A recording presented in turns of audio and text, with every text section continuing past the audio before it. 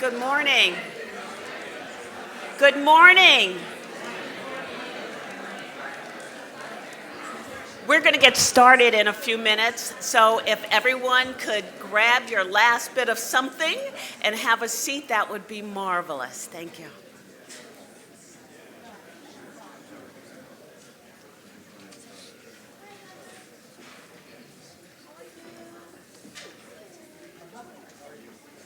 You got so quiet so quick. I just wanted you to grab something and sit down. You're much better than many of the students I used to teach, and they were graduate students at that.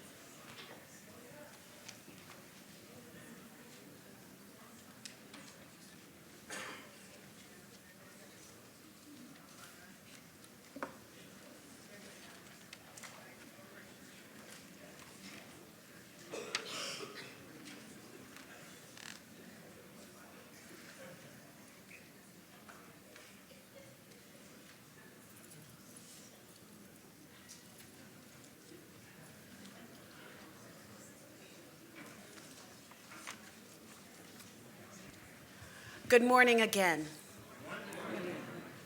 My name is Beverly Wheeler. I am the director of DC Hunger Solutions, and my role today is to assist us through an incredible program. So I hope you will help me help you help us. So I want to welcome you to Progress Amongst Uncertainty, Making the Most of DC's 2018 budget. This panel, this conversation was pulled together from the DC Fiscal Policy Institute, Bread for the City, Children's Law Center, DC Alliance of Youth Advocates, DC Environmental Network, Fair Budget Coalition, Jews United for Justice, Legal Aid Society of the District of Columbia, Metropolitan Washington Council AFL-CIO, Miriam's Kitchen, Washington Interfaith Network. And because you are all social advocates, you know this group. You know that what they want is for us to have a really thoughtful conversation. So I hope you brought your questions, your ideas, and your thoughts with you today. We are indeed in uncertain times, but in the unknown, I believe that there are challenges and opportunities. And our opportunities comes because there are some things for which we are certain. We are certain that we are passionate for the people we serve. We are certain that we will fight for the rights of all residents of the District of Columbia. We are certain that we will hold all governments accountable for the rights of the residents of the District of Columbia. And we are certain that we are stronger with knowledge. So we are going to get started in that piece with our first speaker. Oh, I forgot. For those of you who are tweeting, I would like you to tweet at #ProgressDC. So I'm going to get out of the way for our keynote speaker. DC and the new federal budget context. And our speaker is Jared Bernstein. He's a senior fellow at the Center on Budget and Policy Priorities and former chief economist and economic advisor to Vice President Joseph Biden. His full biography is in the program. I'm not going to read it because I'm excited to hear what he has to tell us, because we need as much knowledge as possible as we continue, and as I say, continue our fight for rights.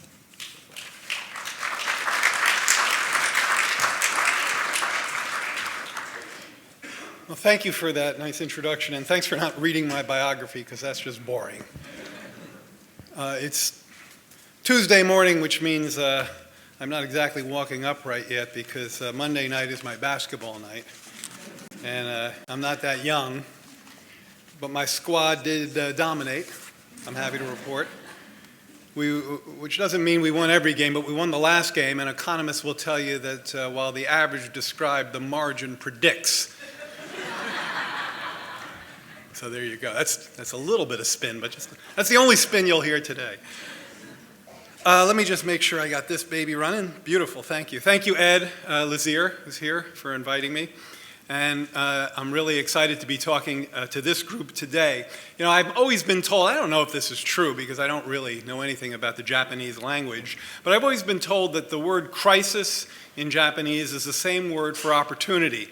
And I certainly know, I carry a black belt in karate, and I certainly know that a key concept of karate is that, another Japanese word, is that a threat, when your opponent is most vulnerable to a counterpunch, is when he's attacking you.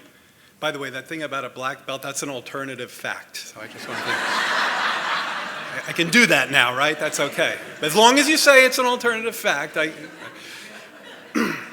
So how do we understand the nature of the Trump threat? How do we mold this crisis into an opportunity? It's challenging, I think, the threat from Trump and Trumpism, because I don't believe much of what he says, which doesn't mean he isn't going to do some of what he says, as we've seen.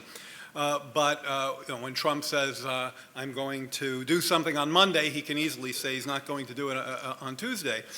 But even though you can't believe what he says, you can still know what he's up to, and I know what he's up to. I mean, I'm here to tell you, I've been studying these knuckleheads for 30 years, and nothing I'm seeing surprises me. I got a PhD in Paul Ryan, I got a PhD in Mitch McConnell, I got a PhD in Donald Trump, so, you know, there's nobody fooling me, and I suspect you as well.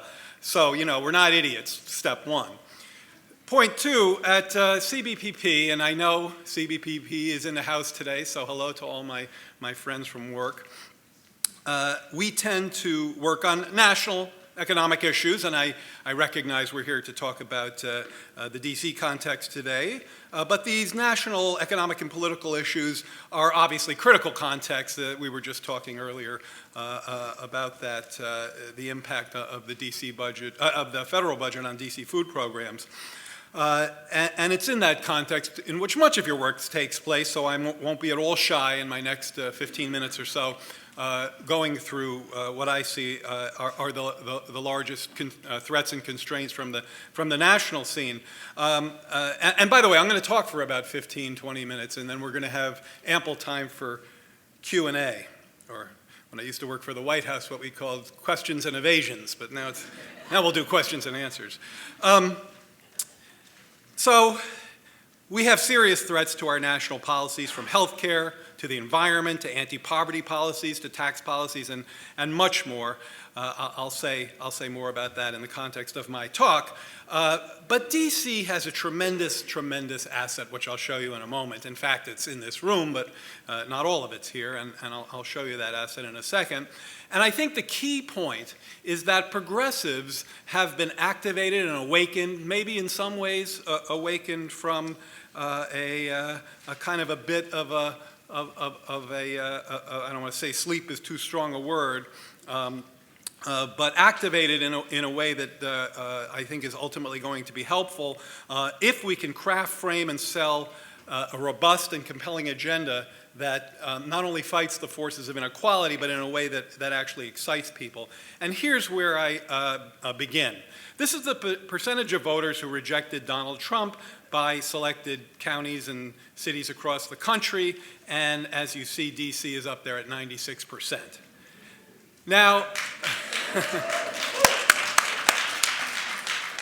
I'd like to find out who those 4% are, have a little talk with them. Now, this is a tremendous asset.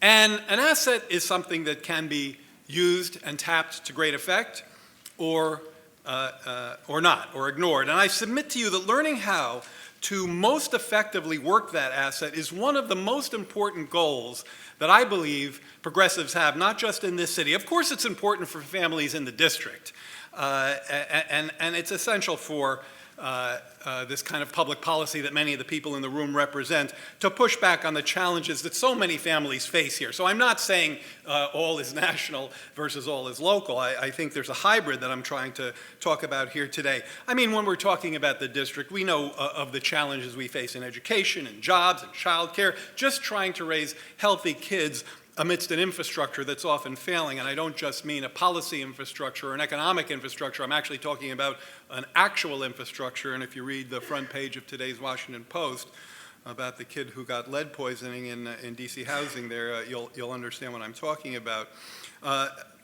Environmental threats, these are all both local and national threats that we have to be mindful of. But that's just part of the equation that I'm contemplating today. I'm thinking about something much, much bigger for this talk, for this meeting, at least my part. I'm thinking about the progressive agenda that the next Democrat will run on. And I think that the DC asset, that big bar there at the left end of this chart, is the asset that will help us not only craft that agenda, but sell it. Now, I thought that Hillary Clinton actually had a pretty strong progressive platform. She herself argued that she's not great at retail politics, but I'm not going to diss her. She should have won, and in fact, she did win the majority vote by 3 million votes. But those of us who care about reducing the barriers to opportunity that inequality has put up, about returning more bargaining clout to working people, about protecting the gains that we made, we must be thinking not just about our own backyard, which is, I think, much the theme of the meeting today, but the backyard of those with whom we should be in solidarity. This includes low-wage workers, and one of the most impressive fights we've waged here in this city is the Great Fight for 15, not to mention the paid family medical leave, the Universal Paid Leave Act, which, by the way, replaces 90% of the wage for the lowest wage workers so they can actually afford to take advantage of the policy once it becomes law. So that was actually a very thoughtful kind of wonky crafting policy piece of that. It also, Uh-oh, okay, some person under 30 come up here and help me. Oh, there we go. I dropped the water bottle on the computer. Oops. It also includes the median worker. What I'm talking about now is the constituency that I believe this asset, this 96% asset, needs to think about uniting in solidarity. The median, this graph shows the growing gap between productivity growth, or output in the economy, output per hour actually, and the hourly compensation of the median or the worker right in the middle of the wage scale at the 50th percentile. And I think it's a revealing way of looking at the inequality problem and one of the underlying structural deficiencies in today's economy. As you see, if you go back to the 50s and 60s, median compensation tracked productivity. In fact, they both just about doubled. This is indexed to 100 in about 1975 or 6 or something. And so you see that both of those variables doubled. They grew right together in pace. But since then, productivity is up about 73%, and hourly compensation is up about 11%. And that gap means that the typical worker, the median worker, and not just their wage, but their compensation, is simply not claiming their fair share of the productivity growth as used to be the case. This includes, again, this group with whom I believe we need to embrace solidarity includes people who definitely aren't in this room, and that's folks whose political and economic fortunes played a very important and elevated role in this election, and that's people in the manufacturing sector, particularly displaced workers in the Rust Belt. That's not what you see here. What you see here is actually a graph of the pay. The blue line is the pay of factory workers, blue-collar manufacturing workers, again, their compensation, going back to the 1940s all the way up to today. The other line, by the way, is the trade deficit, the extent to which we are importing more than we're exporting. So these are I put this in here because these discussions are so much in the news, and I think played a critical role in the election upset. And in fact, the wage of the blue-collar manufacturing worker doubled from the late 40s to the late 70s, went from about $12 in today's dollars to about $24. And it's just been flat ever since. Now contemplate that for a second. I'm not talking about the people who lost their jobs. I'm talking about people who are working in the manufacturing sector. And those folks haven't seen much of a raise in 35 years. Despite when I argue with my fellow economists in the punditry about that, they're always saying, well, the thing that's hurt manufacturing employment has been productivity growth. Okay, I think that's part of it, no question. But clearly, productivity growth that is supposedly boosting the sector doesn't explain flat wage trends like this. So something else is going on. Part of it is the trade deficit, but part of it is many of the factors that have suppressed not just the median compensation, but this wage as well. Now, many progressives, and especially people of color, have legitimate concerns about solidarity with some in the working class who, following the lead of divisive and race-baiting politicians like Trump, want to demonize them. And I think there may be some in the audience legitimately asking, how can we join forces with racists or with those who discriminate against immigrants, women, Muslims? And the answer is that we cannot. But it is a very, very old trick of those who have a lot to get those who don't have much to spend all their time and energy fighting with each other. And I'm an economist. I was taught to think in terms of models that emphasize skills and supply and prices and interest rates and tax policies and budgets and all the stuff we noodle over at the Center on Budget. And that's fine. That's as it should be. As was said, we want to bring knowledge to this debate. We're going to bring facts to a world that is not welcoming them right now. But, at the heart of my model is definitely factual analysis, but right next to it is this one little word with 5 little letters, and that's power. That's power. The numbers I showed you at the very beginning of this talk, those numbers represent power. the vast majority of people in this city, at least by this one simple metric, suggest to me that D.C. is a bastion of rationality in a country that's seeing far too little of that these days. You know, this is the city on the hill, if I want to get Reagan-esque about it.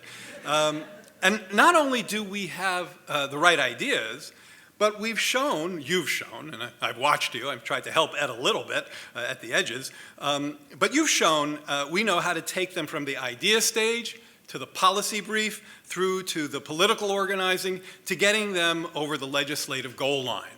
And that skill that's embodied in this room, the Fiscal Policy Institute and all those groups that were listed at the beginning of the talk, that skill combined with that asset, combined with these deficits, with these wage deficits, with the income deficits, with the power deficits, in my case, I'm interested in the trade deficit, the combination of that policy acumen, that political acumen, the 96% progressive vote there, I believe if properly harnessed, that can be incredibly powerful, and not just here, as I said, but more broadly.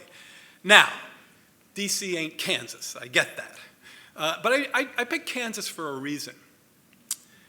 Kansas is going through, and this is something we've worked a lot on at the center, and by the way, my colleague, coworker Ben Spielberg's here today. Ben and I have a new podcast. We just started a podcast, so if you all listen to our podcast, that would be cool for us, and maybe you'd like it too. It's called On the Economy. You can get it on iTunes, I think. And anyway, one of the first episode, which we only have one episode now. We're going to go back today and work on episode 2. And in the first episode of first and only episode of our podcast so far, we talked about this issue of trickle-down supply-side tax cuts, which is so germane to today's conversation because that's what's coming from the Trump administration. But before Trump got to town, they've been doing this trickle-down experiment. You know, I don't know why you call it an experiment when it's been tried many times before and consistently failed. Yet I guess you would. It's a failed experiment. They've tried this in Kansas, and it has basically left their budget in shambles. Not only has economic growth not picked up to counteract the impact of the very deep tax cuts they imposed in Kansas, both on incomes and on businesses.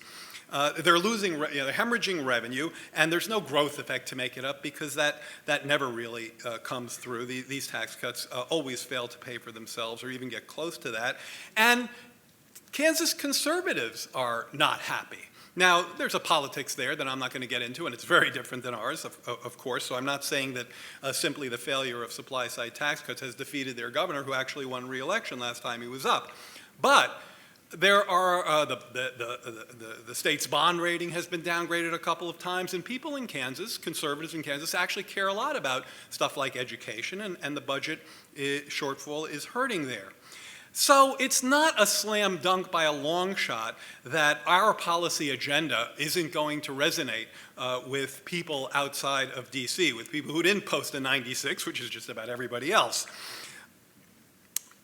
And in fact, my argument is that it's going to resonate a lot more with people than, and I'm talking about people in red states and blue states. I'm talking about Republicans and Democrats and independents and working class and you name it. I believe we have the makings of a policy agenda that would resonate a lot more with those folks than the agenda that's being cooked up a few blocks from here, which involves, for example, repealing the Affordable Care Act. This is a slide that some of our tax team put together.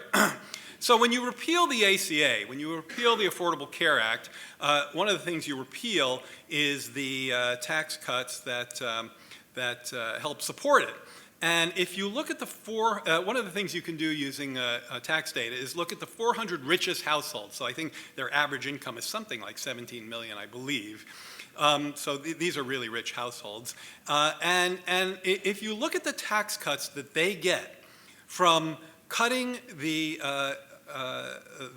taxes that support the ACA, the tax cut for the families, those families in the top 400 wealthiest families, the tax cut amounts to almost $3 billion. I think it's a tax cut of over $1 million for each of those 400 families. And if you then compare that to the loss of the premium tax credits, so these, you know, if you're a moderate or low income person who gets the ACA, you typically get a tax credit to help you purchase health insurance in one of these exchanges. Well, if you look at the amount of tax credits that people in all the states listed there would lose, you find out that the top 400 households get tax cuts worth more, a little bit more, than the credits that 800,000 people in 20 states and DC would lose. So my point here is that this is massive Robin Hood in reverse. This is the idea where you're cutting taxes very significantly for those at the top, because the ACA was supported by pretty progressive taxes, and you're raising taxes, you're taking away tax credits, which is the same as raising taxes for folks at the low end. So I argue that that will not resonate with the people with whom we should be in solidarity and with the people whom those negative wage trends I showed you are affecting. Similarly, the tax cut that Trump is proposing, this is its distributional impact, so this is the percent change in the after-tax income once the Trump plan is fully phased in 10 years from now. And as you can see, the largest benefits go to the millionaire group there on the far right, and that's actually less than 1% of all households. Folks in the middle class end up with about 1%. I say folks in the middle class have their after-tax income grows by about 1%, so it's not that they get nothing, but they get very little relative to those at the top. So this, again, is a very regressive change to our tax code. What else is being contemplated? Well, there's already talk about extensive cuts to the spending side of the budget, in part to help avoid the kind of red ink that you're going to get when you slash taxes to this extent. And those cuts are not going to fall on defense. They say they're going to hold Social Security and Medicare harmless, or at least Trump does, but I don't believe that. And in fact, what we know they're going to go after are vulnerable programs, many of which are represented by people in this room. Typically, these fit into the non-discretionary defense side of the budget, because when it comes to appropriating defense, they say they want to plus that up, and I actually believe them. But we're talking about non-defense discretionary parts of the federal budget, much of which plays out in the DC level. Rental vouchers for housing, homelessness resources, job training, money that goes to poor school districts, Head Start, Pell Grants. Those are the kinds of budget categories that will be slammed in order to try to pay for this mess. Meanwhile, there is definitely a move afoot, and here's where my PhD and Ryan and McConnell come in, because for a long time these folks have wanted to block grant some of the key safety net programs, and I'm thinking about SNAP and Medicaid. It's typically called a block grant. Sometimes they call it a per capita cap, which is a little different. But the theme of the whole thing is providing a fixed funding that is typically going to be below what these programs need to meet their eligibility criteria. Right now, if you're eligible for SNAP, for food stamps, you get SNAP or food stamps, and the same with Medicaid. But once these programs are block granted, that will no longer be the case. They won't be able to respond in a counter-cyclical fashion to recession. And if you look at what happened to TANF, you'll have a very good idea of what's going to happen to SNAP and Medicaid under a block grant. This is a Republican ploy to make it sound like you're throwing things back to the states, who are somehow going to more efficiently administer these programs. In fact, they're efficiently and effectively administered right now. The whole play here, the whole ploy here, is to simply make something look flexible, what's really a deep and structural cut.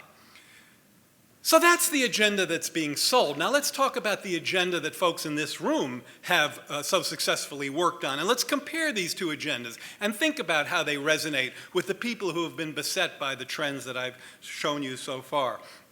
The $15 minimum wage is a great accomplishment here, adopted in in 2016, but at 11.50 now, going up to 15, five an hour for tipped workers, which I think is too low.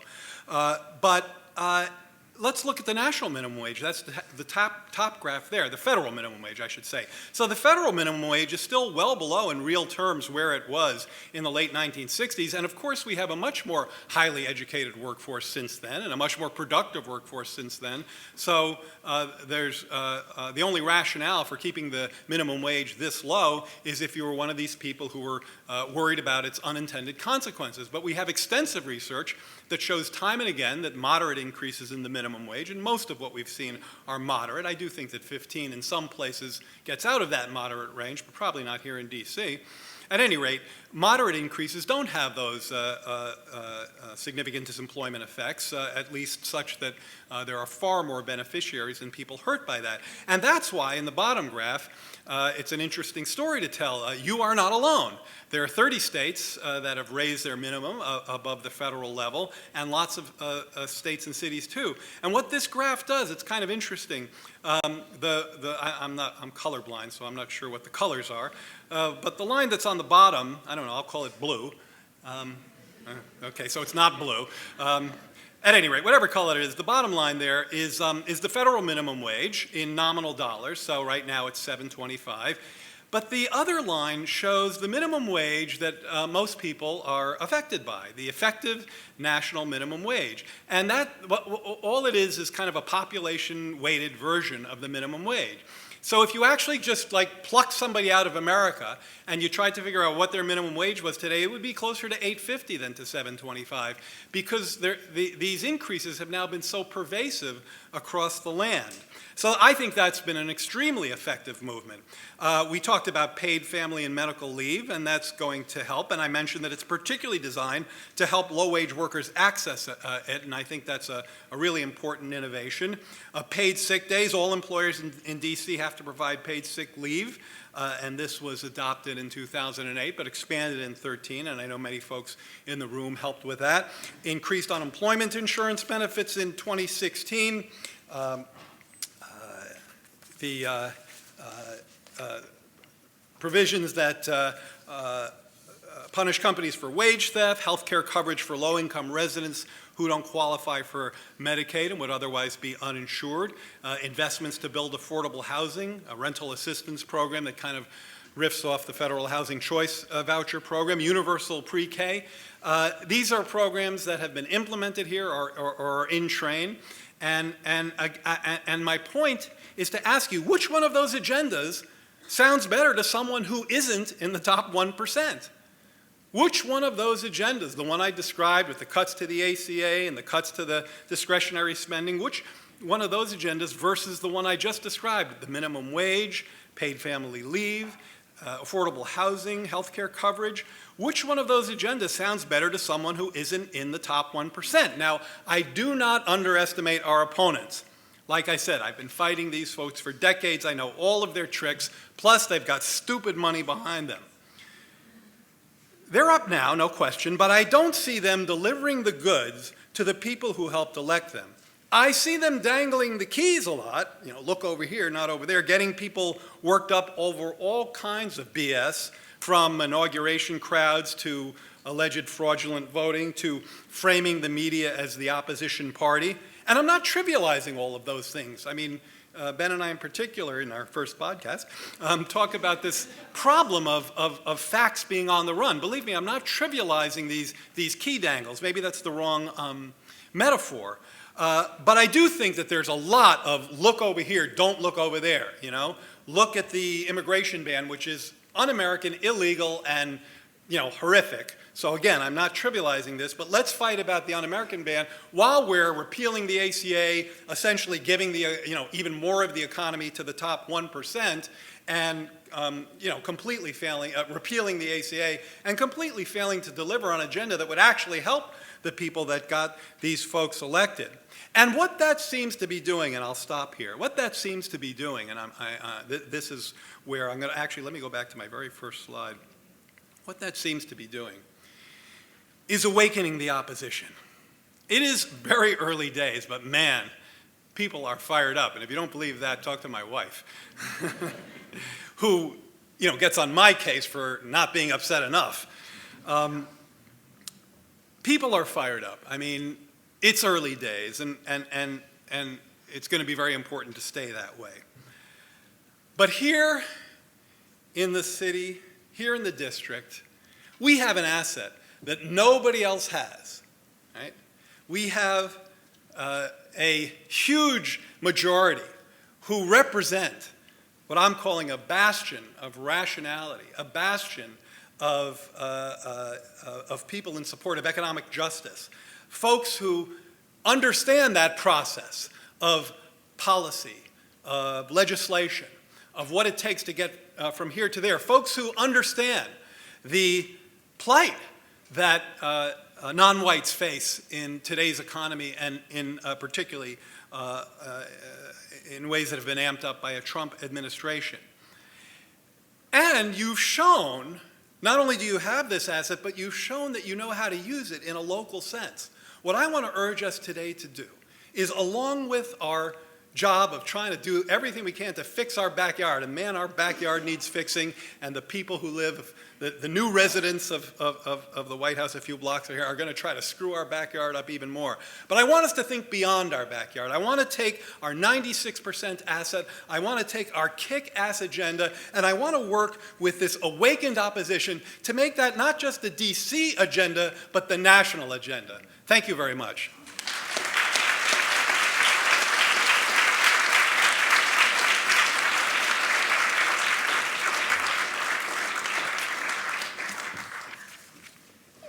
Yes. Okay. Are we? No, okay. I'm supposed to be kicking. That was good. No, I'm gonna stop now. Thank you so much. So I know we have people who have questions for Jared. I'm gonna ask you to line up, and this is one thing I'm gonna take personal privilege as the MC here.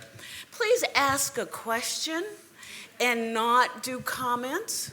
We have a lot of things that we want to get through today, so please have a question.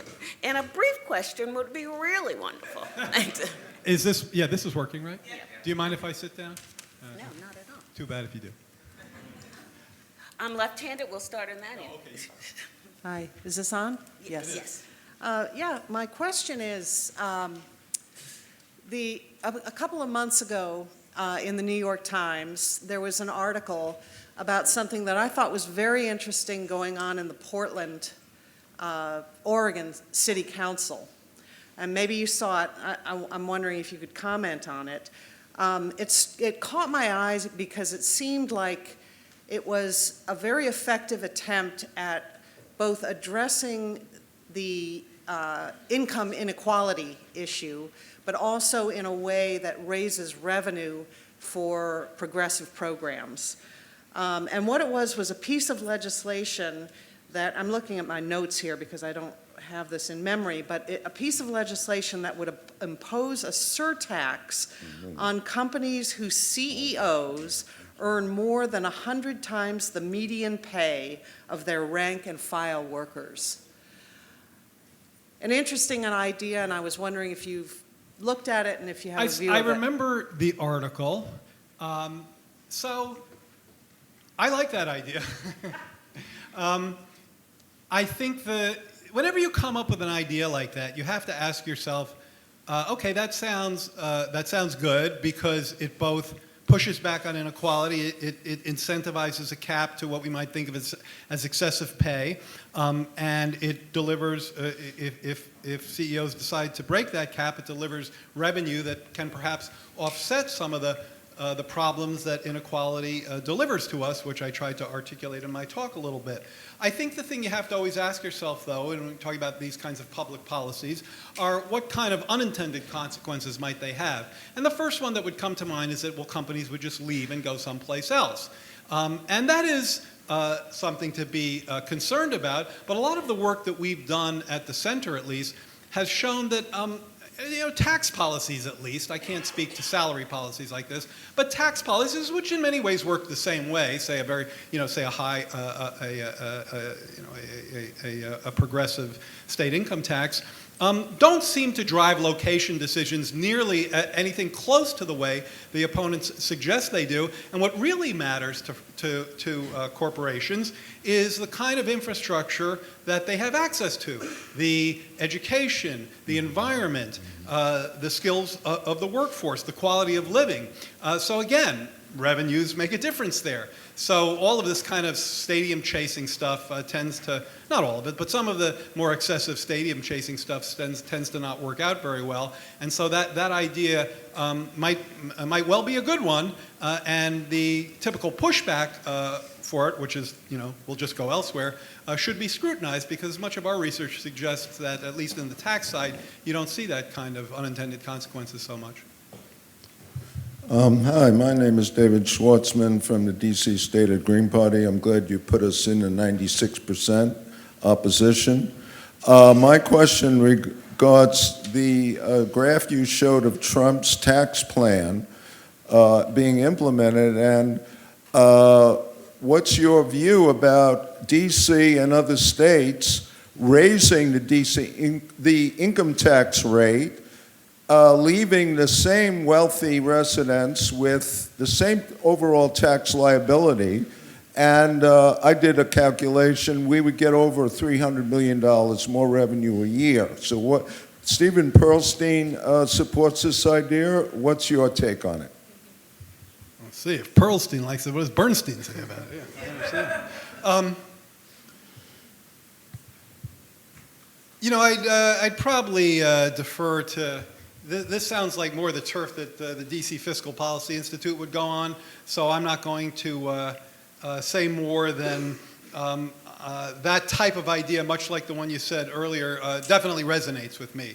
And I think DC, one thing we know is that inequality in DC is really, a very extreme spread between, high, middle, and low incomes here. And I think that kind of pre-tax inequality ought to be offset with a very progressive tax structure. And in fact, what you're suggesting is very much in the theme of what my talk was. We don't have the keys to the federal car, we have the keys to the more local one, and I think anything that we can do to uplift the progressive agenda in our backyard is not only important, but it's important in showing the rest of the world what their backyards can look like too. My name is Heather Foote. I'm with the DC Senior Advisory Coalition, which works with older adults across the city, from the wealthy Ward 3 across the river, Ward 7 and 8. My question is the voice and impact on older adults in the presentation you've made. Their voice is often way underrepresented, even though they probably voted in the district by a higher percentage than 96%. Maybe 110. And they are, there's a lot of concern about ageism. The American Society on Aging just sent to Congress its latest volume, which is formed as a letter to the new president. I urge you to look at it, and I'd like you to speak to, in a city where there's very high senior poverty, this leads me to volunteer again this year with DC Hunger Solutions to sign people up for SNAP. Last year, probably 2/3 of the people I worked with were older adults. So the question is not the statistics on older adults. We all know the demographics here and nationally, but how can their voice be a powerful voice alongside the organizations that co-sponsored this meeting? Let me jump in. Great question, and thank you very much for what you're doing, for your volunteering, and for raising a critical question about an important, typically politically aware, often politically aware. My mother was before she passed recently, and growing chunk of our population. So your raising that is germane, important, and I appreciate the contribution. My experience is that this is a group that doesn't need a lot of pushing to become politically energized. I would say if there's, and so I'm very much in sync with what you suggested. I think some of the issues there are preserving Social Security. I talked a little bit about the supply side tax, this big tax cut play, the ACA tax, cutting the ACA taxes, which delivers, billions to the very, very top. I talked about the Trump plan. Well, if you actually tote all this up, they're talking about cutting taxes to the tune of 6 or 7 trillion over a 10-year budget window.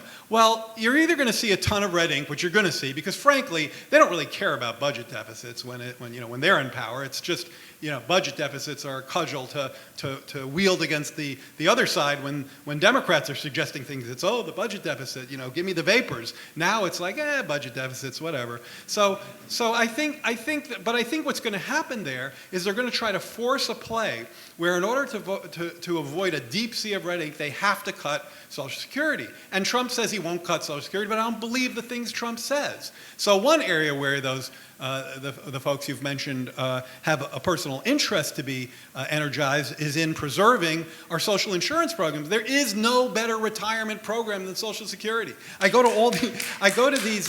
One person agrees with me. I go to these conferences where people talk, ad nauseum about all the different pension and benefit ideas that we have to invoke, and I think those are great. But let's strengthen the best one we have. So yeah, I'm with you.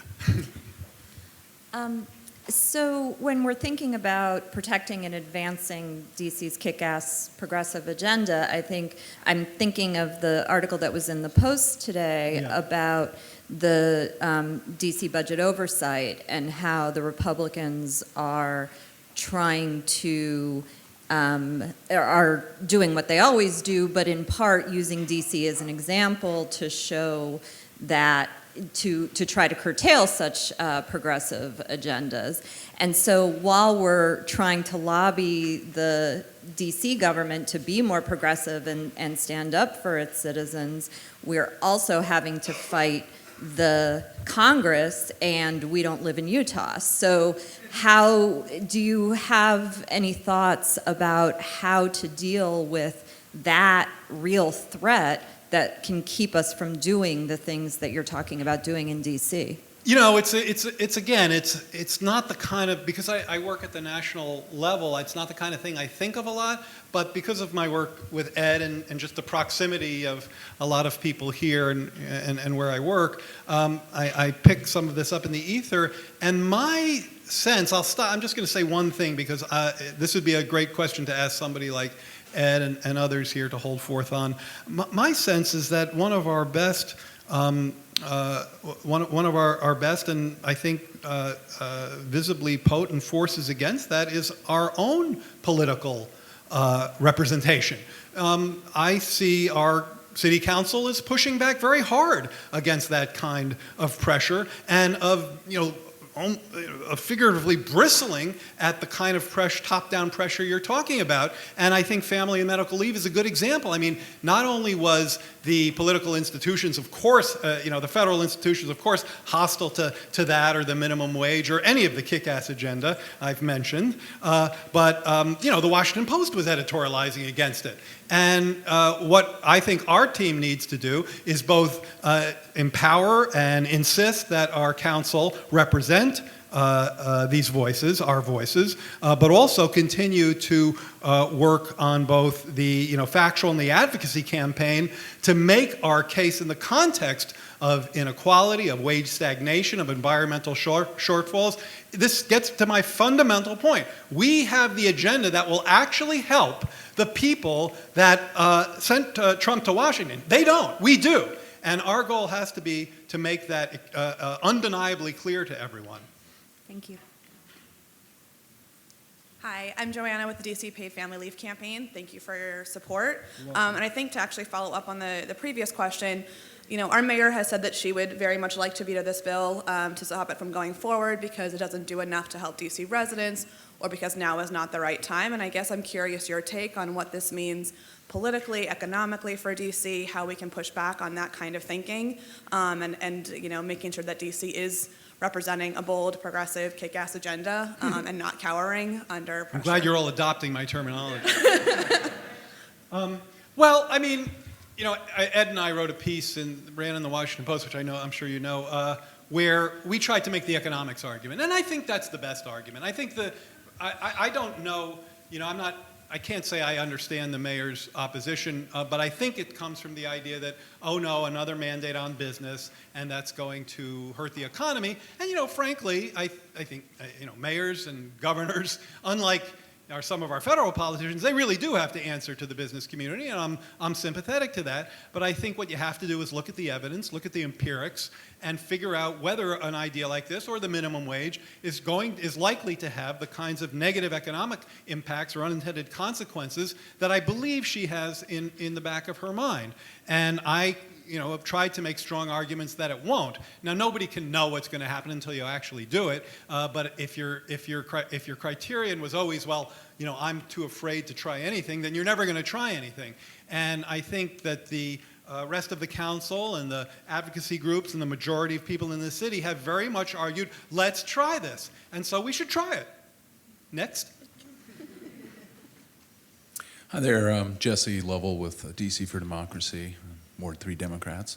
I wanted to ask about kind of the broader issue of poverty. We have a crisis of affordability pretty much every major city and really even a lot of smaller cities all across the country now. And especially an increase in a very large population, extremely low income populations, homelessness. I mean, we're seeing a lot of cities recording some of their highest ever levels of homelessness. And I'm just wondering, in looking at different cities around the country, if you see in broad terms, what 2 or 3. You could sort of say macro at the micro level policies that work better in trying to relieve some of this pressure and some of this growth, and some that really don't. I was just interested in your thoughts. That's a great question, and we can make that our last question. Yeah, that's our last, and it's a great question to end on. Because what your question makes me think of is not, I'll try to speak, I will speak to the narrow part, because it's actually what I think about a lot.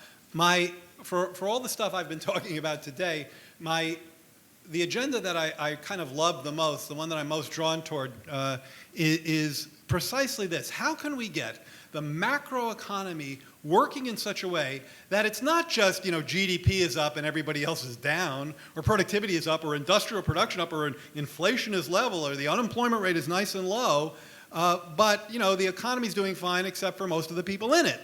That ain't right. And so what is the policy architecture? What's the connective tissue that we must build to reconnect a growing economy, which, by the way, we have? I mean, you can complain about the growth rate, but we're doing better than any other advanced economy, and the Federal Reserve is raising interest rates because they think the economy is getting too hot. I think it's a mistake, but they're actually meeting, is it this week? So I think a lot about this and how and there are a couple of policies that are key. The most important is full employment. And this is the idea that not just a 4.7 unemployment rate, which is the unemployment rate for the nation. DC is higher than that, I believe. But an unemployment rate that is low enough to generate the kind of wage pressures that we haven't seen nearly enough of for middle and low wage workers. I use the word power in the context of my talk. And here, in this context, bargaining power is what matters. And when the unemployment rate gets really low and stays really low, middle and particularly low-wage workers, because they benefit the most, so this is a poverty solution, low-wage workers have the bargaining power they don't typically have in an economy that's not at full employment. At a full employment economy, employers have to bid up the wages and the compensation of low-wage workers in order to get and keep the workers they need to meet consumer demand. So we have to have a full employment economy, and that means lots of jobs. So for people who don't have them, or better jobs for people who have them, or jobs with more hours for people who want more hours, because there's a large number of people who are involuntarily part-time workers still. And, that raises the question of how do you get there, and that's a whole nother talk, and I'm not going to do that now because we have to move on. My work, by the way, in fact, I have a book called The Reconnection Agenda, which explains all of this. But one thing I will leave you with, because I said that I think we need a really robust, compelling agenda that appeals to people, appeals to the electorate, next time they have a chance to express what I predict will be their great dissatisfaction at the way the Trump administration has not helped uplift them the way he promised it would. But we need something more than Hillary Clinton brought to the table, I think demonstrably. And in this context, we've got to get to full employment, because full employment, especially, I didn't show this slide, but I have a slide on unions. Unions are way down. And given the fact that unions aren't administering the bargaining clout that they used to, we need something else, and that's really consistently tight labor markets. Well, here's my punchline. And this is what I'm sort of just beginning to work on, and maybe if I see a bunch of heads shake no or yes, it'll inspire me to keep going down this path. So I'm throwing this out. This is like the comedian I saw the other night at the Arlington Draft Day says, I'm going to try some new material on you. So this is me doing that. I think that if the job market doesn't provide ample quality employment for people enough, which we see in cities across this country. We see it in Baltimore, we see it in Washington, we see it in New York, we see it in LA, we see it in Chicago. If the job market, the private market, isn't providing the gainful quality employment opportunities, then the government has a role to do so. So I don't think you should guarantee everybody an income. I'm not there. I think you should guarantee everybody a good job. Okay. Okay, well, I'm going to keep working on that. Thank you very much.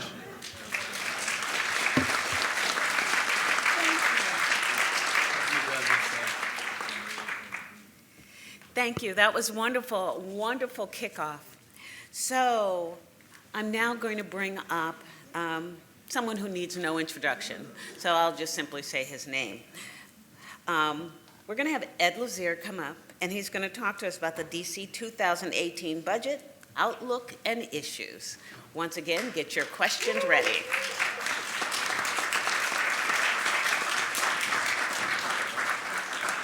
All right. I have to work my own technology here, which is very scary.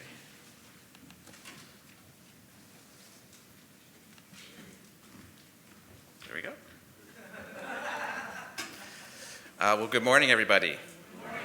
I want to thank you all for being here, and particularly all the partners who helped put this on, and Jared for speaking.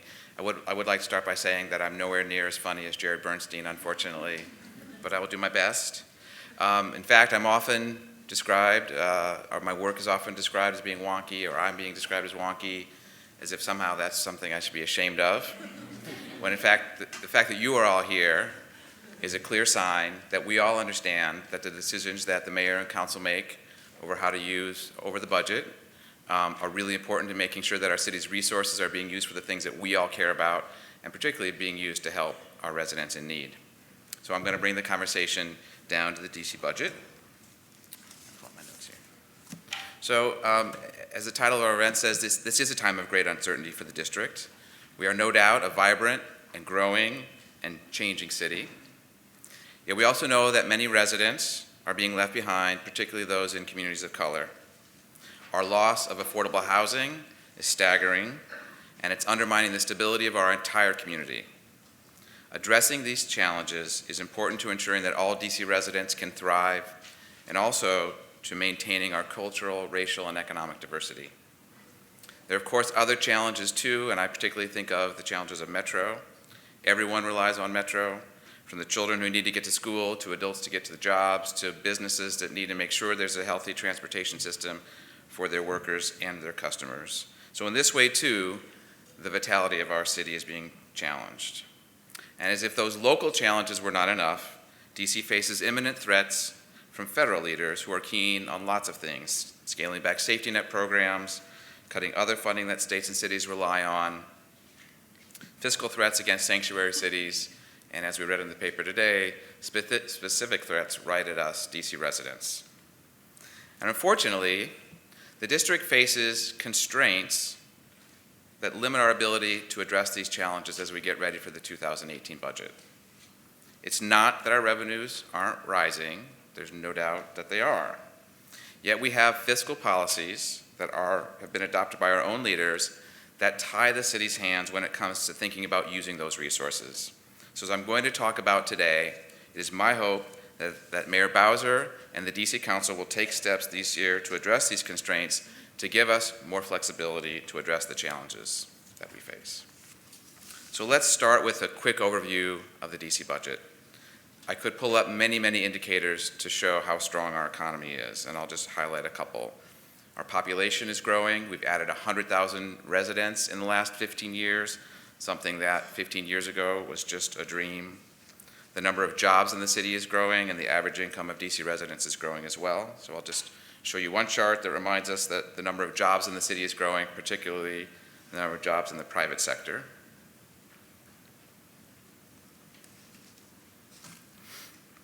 This economic growth is, of course, really good for the city, right? We have more jobs, our tax revenues are rising, but this growth alone is not guaranteed to help all DC residents. And in fact, as development and gentrification are spreading to more parts of the city, we know that many residents, particularly Black residents and long-term residents, are many times becoming victims of our growth rather than its beneficiaries.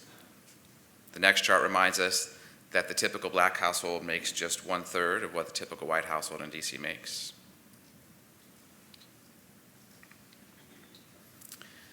And this next chart reminds us that there's a geography to our poverty as well, that even though we are a growing city, poverty east of the river is actually on the rise while it's declining in the rest of the city.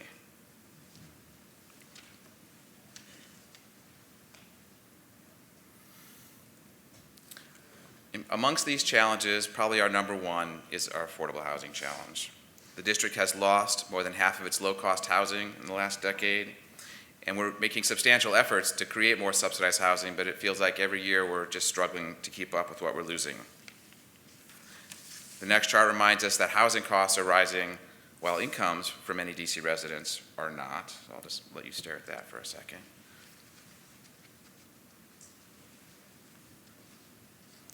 So as a result of these stark trends, incomes that are not rising, but housing costs that are, a growing number of residents are spending half of their income and sometimes as much as 80% or more of their income every month just to maintain their housing. As a result of these trends, we know that 1 out of 5 DC children, that's all children across the city, is now in an extremely low-income family that spends more than half of its income for rent. And the most obvious impact of our affordable housing challenge is, of course, our growing homelessness problem, which again, our city is making substantial efforts to address, but facing challenges keeping up. But the homelessness is really just the tip of the iceberg, right? We know that thousands and thousands of DC families are in unstable and unaffordable housing, and that this has devastating ripple effects on our community. We know that families with unaffordable housing spend less on food than other families. We know that children who move frequently or who live in overcrowded housing often fall behind in school and are more likely to drop out than other children. We know that low-wage workers who are forced to move because of unstable housing are more likely than others to lose their jobs. And we know that people who are stressed by high housing costs are more likely to report being depressed. Of course, there are lots of other urgent needs in the city as well beyond our affordable housing challenges, and you're going to hear about that a lot in our next panel. That includes adults needing support to gain literacy skills, a lack of high-quality childcare and other supports for families with very young children, a TANF time limit that could push thousands of children into deep poverty this year if it's not addressed, inadequate summer school and after-school programs, and many more. I'm sure there are many others in the room who would have things that they would want to add to that list. So these are our local challenges, and as we all know, we face severe federal challenges as well. And I am often asked, what do we expect from the federal government? What's it going to mean for our budget? And the answer is we really don't know. It's very unpredictable, and that makes it especially scary, right? We don't know what the president and Congress are going to try to cut, and we don't know how successful they will be or how successful we will be at slowing them down. But we know that health care is just a start, and that the threat for the Affordable Care Act is real and could mean as much as a $500 million cut to health care services in the district in just the first year. But one thing we can be pretty certain of is no matter what happens, it's not going to be pretty, but we also know that we're unlikely to really know where we stand with regard to the federal budget until after we've passed our own budget. We're going to adopt our budget this spring, but Congress will be continuing to do its work most likely over the summer and fall. So with challenges like these, I think you would all agree that we just need flexibility in the district over access to our resources to address these challenges the best way possible. Yet today, Districts, our leaders, the mayor and council, really must operate with their hands tied behind their backs when it comes to budgeting. And to be clear, this has nothing to do with Congress or federal rules. It has to do with us, with policies that we've adopted. And there are three constraints, three ways that our hands are tied that I want to talk about today. The first thing that ties our hands is known as tax cut triggers. 3 years ago, our leaders adopted a policy to prioritize tax cuts as the city's revenues grow over investments in things like schools, housing, healthcare, or other things. Now, the good news, as we've talked about, is that we have a strong economy, and that means that our tax collections are rising. Now, normally, when you're in a situation where you're bringing in more tax revenue, policymakers and citizens have a choice. What do we do with that extra revenue? Do we invest more in schools? Do we invest more in healthcare? Do we invest more in housing? Do we give some of that back to residents and businesses through tax cuts? Do we do some combination of the two? That's the normal situation.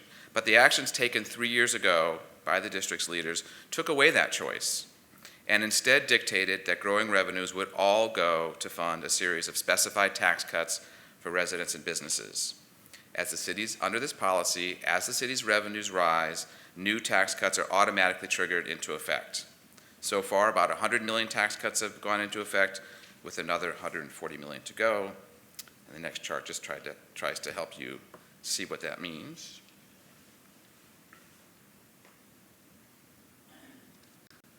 So I do want to spend a minute talking about these tax cuts, where they came from, what they are. Oops, let's go back. They're actually from recommendations made by the DC Tax Revision Commission a few years ago, and I was honored to serve on the Tax Commission with Mayor Williams and others. And we made a number of recommendations for changing the city's tax policy, particularly reductions in taxes for low and moderate income residents. When our recommendations, or if our recommendations are fully implemented, the taxes paid by the poorest DC residents will be lower than in any other jurisdiction in the country. That's a great thing. And that's why I was happy with a lot of what we came out with at the Tax Commission, although I didn't support all of the recommendations. So to be clear, the issue isn't the tax cuts that we're talking about. The issue is more the pace and method of implementing them. I want to be clear, and maybe this is getting back to the wonky, that with these tax cuts in place, we're limiting the revenues that we have available to spend on other things that we might care about. And that's what this next chart is intended to show. I'll let you stare at it for a second, and then I'll tell you what I think it means. So this chart shows that when the city's economy has expanded in the early 2000s, and then between 2010 and 2014, our revenues were growing pretty sharply every year. And again, that was more money for things like schools, housing, healthcare, potentially for cutting taxes. But with the tax cut triggers in place, we have greatly limited how much our revenues are going to grow for many, many years, making it much harder, therefore, to take advantage of our growing resources to invest in other things that we might care about. And I think it's important to note that tying our hands this way is a challenge, because we just don't know what our needs are going to be at a given moment. We certainly know a lot of what our needs are, but from year to year, we certainly don't know. So I just want to point out a few examples: metro and schools. Over the next year, because of rising enrollment, particularly in charter schools, but also DC public schools, our schools are going to need about 6% more in revenue after adjusting for inflation, just to keep up with growing enrollment and new teacher contracts that are expected. And we, of course, know that we need to invest a lot more in metro, and the amount that the city has already committed represents an increase of about 11%. Those are both way higher than what our revenues growth is going to be allowed to be if we keep the tax cuts in place, meaning that we don't have the resources, we're not bringing in the resources that we need to keep up with growing challenges, and that's what this chart helps show. So I think I want to move on to our second constraint, but I hope everyone understands that with this policy in place, our choices over the next year and the 2018 budget will be very limited. So the second constraint, the second way that our hands are tied, I want to talk about, happens when the city ends the year with a little bit of extra money in the bank, known as a surplus. Under current rules, the only choice when we have a surplus is to put that money into savings. Now, DC can have a surplus at the end of the year for lots of reasons, just like you might have a surplus in your own budget. So imagine that maybe your heating bills were a little bit lower than you thought because it was a warmer winter than expected. Or maybe you set aside money to fix your car and then you didn't need it because the car didn't break down. Or maybe you budgeted for a trip that you ended up not going on. That year-end money, that surplus in budget terms, to be clear, is different from the ongoing revenues that triggers tax cuts under DC policy. The year-end surplus is really unique to each year's circumstances, and it's unpredictable from year to year. So for that reason, year-end surpluses can only be used for one-time expenses, things like building schools, building affordable housing. So what might you do if you found that you ended the year with a little bit more money in your budget? Maybe you would replace that really ugly beat-up sofa that you've been staring at for too long. Maybe you'd fix the roof that is past its prime. And really the same thing is true for the district as well. With a surplus at the end of the year, we could do things like put more money into affordable housing, put more money into building schools, putting money into the startup costs for paid family and medical leave, which is going to need upfront money to get started. And I should say that we are likely to know, if not today, then tomorrow, just how much of a surplus the city ran for 2016. So we'll know how much money is potentially available to invest in those sorts of things. But unfortunately, under current law, spending the surplus really is not a choice. We must save every penny until we build reserves to specified levels under current law. Yet our reserves are already at a record level, and our finances were just ranked to be 9th best in the city among major U.S. cities. As Save It All policy has definitely helped us get to this point and has therefore been a helpful fiscal policy, but it's not clear that it's needed now. So the next chart just reminds us just how much the city's savings, our fund balance, accumulated surpluses have grown. The fund balance is the fancy term for it. So we now have $2.2 billion in our fund balance, in our savings, and that's grown by over $1 billion in the last 6 years. So the third constraint I want to talk about, I don't know if I can really call it the third hand tied behind our back, but the metaphor breaks down a little bit. The third constraint is that we have no easy cushion in our budget to respond to federal budget cuts that, again, are likely to happen but are a bit unpredictable at this point. If there are substantial federal cuts, we do have reserves that we can tap into, but they all have strings attached to them. The biggest string is that for most of the reserves, if we tap the money now, we have to pay it back within 2 years, which doesn't really help us weather a crisis like cuts in federal budget. So what do we do to address these three constraints? We have 3 challenges, and there are 3 solutions as well. So the DC Fiscal Policy Institute has long recommended that the approach the city should take is a balanced one. That if our revenues are growing, it's okay to spend some, it's also okay to do some of the tax cuts. And particularly with the surplus, if we have surpluses at the end of the year, it's also okay to spend some and save some. But as we've talked about, that's not what we've done for the last several years. We've focused entirely on using our growing revenue for tax cuts as well as and year-end surpluses for savings. So for 2018, we have 3 broad recommendations.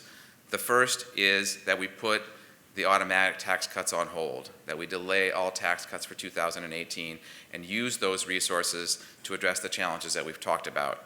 Doing that would mean at least $70 million more available to the mayor and council and to all of us to think about putting more money into things like housing, schools, metro, and other.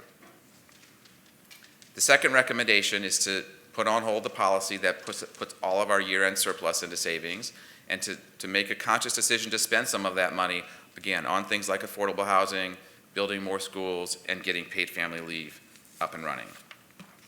And a third recommendation is to also take a portion of that year-end surplus and to put it in a very special fund just for 2018 to help us cope with the scary and unpredictable cut in federal funding that we're expecting. To have a fund that's there specifically to get us through 2018 so that if the federal government cuts funding to the district a lot, we can get through 2018 and give us some time to adapt to the new federal fiscal reality.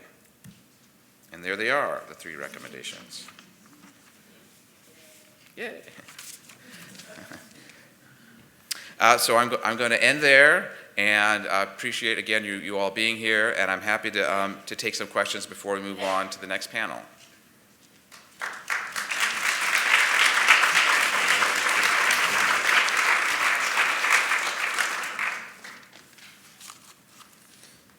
Hello, Ed. Okay. You probably know what I'm going to ask, but I agree that the automatic tax cuts should be abolished, and that requires revisiting the 2014 legislation. But the sheet that was handed out indicates 26 million in imminent triggers to be implemented. 9.4 million of that goes to raising standard deduction and personal exemption, which is actually should be seen as part of the safety net, because this provides income directly in the pockets of working class folk who are suffering from income insecurity. So my question actually is, why not look at this whole challenge as an opportunity and implement tax hikes on the top rate to match the likely Trump-Ryan tax plan, and that would give us a real big cushion, plus the other great proposals you're making. Well, I do think we need to first start with decisions that we've already made about not doing any more tax cuts for now and putting them on hold. And I think we should put on hold any tax cuts that haven't yet been implemented so that the mayor and council have more choice over what to do with the budget for the coming year.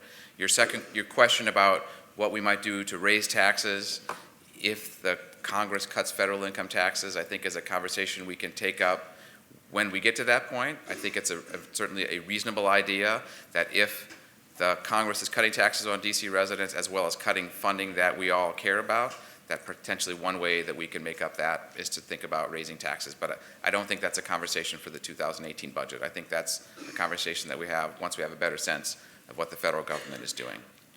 I think we should be more proactive. Thank you. Hi, Rochelle Bobroff, Legal Counsel for the Elderly.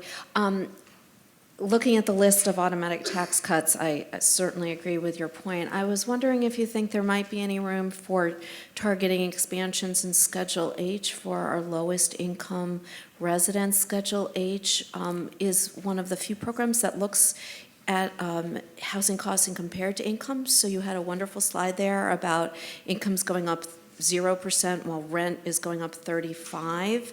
And there were some absolutely fabulous improvements going from 13 to 14 taxes, but since then, the changes in Schedule H have been targeted more at middle income, and wondering whether that might be a vehicle specifically to target the people whose rents are rising. Yep. So for those who are not familiar with Schedule H, just to say a bit more, it is a tax credit for low-income homeowners and renters. For homeowners, it's intended to help offset property taxes when they're high relative to their income, and for renters when their rents are high relative to their income. And it is an important tool to helping people who are struggling with rising property taxes, as well as a general tool to help people who have unaffordable housing. And we at the DC Fiscal Policy Institute have long advocated a stronger increases in Schedule H, and I think that's an appropriate use of the city's resources going forward. And I think your comment, Rochelle, just points out the challenge we face, that as long as we've constrained ourselves by first doing other tax cuts, we have limited resources to invest in anything, including investing in a stronger Schedule H tax credit. I'm Gene Solon from Southwest DC. I was absolutely impressed with both presentations, the one by Ed and the one by Jared. I'm sure that both you guys want there to be more than we have at present, job skills training for both young people and people whose hair is as gray as mine. Could you please use the phrase job skill training when you talk about education, and job skills training when you talk about good jobs for all? I miss seeing that kind of phrase in all of your slides. Sure. Well, thank you for bringing that up. It was not intended to suggest that that's unimportant. In fact, There are lots of folks in the room, including the DC Fiscal Policy Institute, who put a lot of energy into trying to strengthen the city's education and job training programs. And the next panel is also going to, I would assume, actually talk about that issue as well. Thanks. Thank you, Ed. We certainly agree that you all have done a great job, and I certainly agree with your recommendations. We want to be very effective advocates in promoting this agenda. And to do so, I think we also need to understand what was in the minds of and actions of our legislators that does not put a cap on how much goes into the rainy day fund, I think is the common name referred to it. So can you help us understand why there was no cap put on that? Why do we need so much money in that reserve so that we can have a better conversation with our legislators? Yeah, well, I appreciate that question. And I think it's important because it highlights that I don't think, and I don't think anybody else in this room would think saving money, putting money aside for rainy days is a good thing. No one thinks it's a bad idea. Right. So the goal that the city set 5 or 6 years ago was to have enough cash on hand to get us through 2 months. Right. And it's not an unreasonable goal. Right. But the real question that we have stated from the beginning and that we're stressing today is why that's the only goal for our savings. That as we have a surplus every year, and we already are doing a very good job of building up our reserves, why we continue to have to put every penny of our reserves into savings rather than a policy that helps continue to build our reserves but also let some of that year-end surplus go, be spent for productive uses. Okay, so part of what I need, Ed, is the current amount that's in that fund, does that meet that cash? We're not there yet. I think when the surplus is announced for 2016 in the next day or two, we'll be closer. The goal is 60 days. We're currently we have about 49 days of cash in the bank, I'm told, and we'll be higher than that. I don't know exactly how much, but we're not there yet. Oh, all right. Hi, my name is Allison Carter Brown. I'm with Teaching for Change. I'm also here as a Ward 7 resident. I have 2 questions for you. So one is, can you give us a sense, so let's say, assuming that everybody in the crowd here said, yes, let's do it, let's go. So what would the next steps be? And if you're going to talk about this later, or if this will be addressed later, that's fine. But is this, drafting a bill that we all need to push at the council, pressure the mayor? Just what's your sense of how this actually needs to be enacted? Because this is a major proposal, very clearly. And then also, thinking about our elected officials who don't necessarily always act with what we believe is our best interest, what could you see would be the arguments against doing any or all of these that we should be anticipating? Great. Again, thank you for your question. We will talk more before the end of the day of how people can get involved, but I think the main issue is this conversation was intended to make sure everyone understands where we are and the policies that are tying the city's hands so that we can all better communicate with our policymakers, with the mayor and the council. And so I think the next question is how do we make sure we tell them that these are the things that are important to us and that we think it's okay to modify the city's policies in these ways to give us more choices about how we use our growing revenues to meet the city's challenges. And the second part of your question I've already forgotten. Oh, yeah, so assuming we wanted to do this, what might be some of the arguments against doing any or all of these that we should anticipate? Well, I mean, I can guarantee you that that somebody will say, and I don't necessarily know who, but someone will say that these are, at least the first 2, are fiscally irresponsible, that we should continue moving forward with the tax cuts. There probably will be some concern that if we stop the tax cuts that maybe they won't all get implemented. So perhaps one of the, and certainly the argument we're making is that we support many of the tax cuts that the Tax Commission recommended because they do create a fair tax system. It's just we don't think that this is the right year to move forward with tax cuts, that we have other needs. In the case of using the surplus, there's no doubt that certain city officials will say that 60-day goal of cash on hand is super important and we should just keep rushing to get there. And I think the answer there is it's fine to be moving towards that goal, but it doesn't need to be our only goal. That if we have a surplus, let's spend some of that. Let's add a few more days of cash into the bank, but also let's free up some of that money to be spent on other things so that we can say we are building our reserves, but also putting those reserves to other uses as well.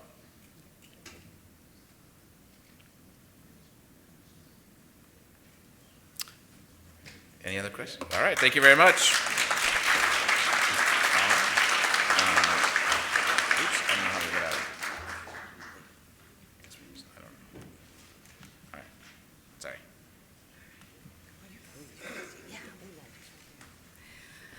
So thank you, Ed. One of the things that Ed has done, as a kid said, he kept us woke. Okay, we now understand what the issues are. I like to tell my students, once you know, you can't unknow. And so it gives us room for action. And so what we're going to do now is we're going to look at getting the most for DC residents in the 2018 budget. And that's going to happen with a panel. And Judith Sandalo, Executive Director of the Children's Law Center, is going to come up, and she's going to introduce the panel for us.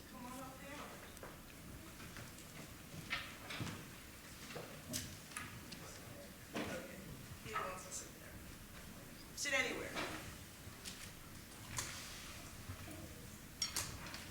Good morning. Is it on? Okay, good. So Ed talked about untying the city's hands and making sure that we had more revenue. We're going to talk about how we should spend that revenue and why it's so incredibly important to invest in the residents of the city. Ed and I didn't coordinate, so I am going to skip over some of the statistics I had because he had them already.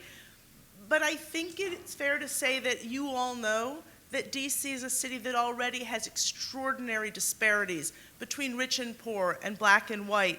We already have so many people living in poverty, more than 110,000 residents. So many individuals and families who are homeless, more than 8,000. So many DC residents who are already going hungry, 1 in 7. We're already not spending the money to fully fund the plan to end homelessness. We're already not funding early intervention services to the amount allowable by law. And with the expected tax cuts, we're going to need every dollar. So what we've done is put together a panel of experts about how government money can be spent to actually protect and improve the lives of DC residents. And I'm going to introduce them only by name. We are, as a group, all people who work, live, or play in the District of Columbia. And George Jones at the far end, Leicester Johnson, Angela Jones, and Keela Ryland are all with us.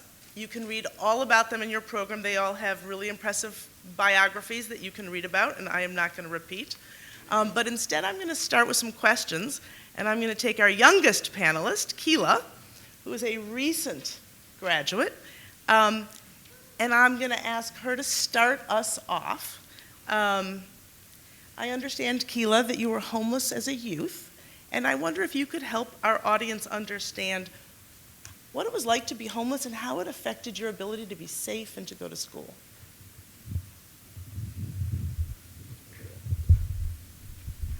Well, I started being homeless at the age of 13, so I was in middle school homeless, wondering where I was going to go, where I was going to sleep, and where I was going to eat. But that didn't matter because I wanted to continue on with school. School was my first priority, and I just wanted to graduate and be the first person in my family to graduate high school, and I did. And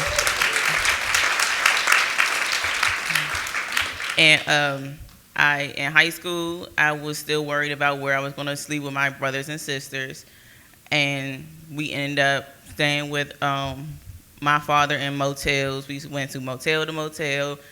We lived in attics. We lived in shelters and all that stuff. And I left my father at the age of 17, and I started living in a youth shelter that helped me transition into a living program where I got my own apartment, and now I'm attending UDC for athletic training, and I currently have 3 jobs to help me support my life and help me get my own apartment.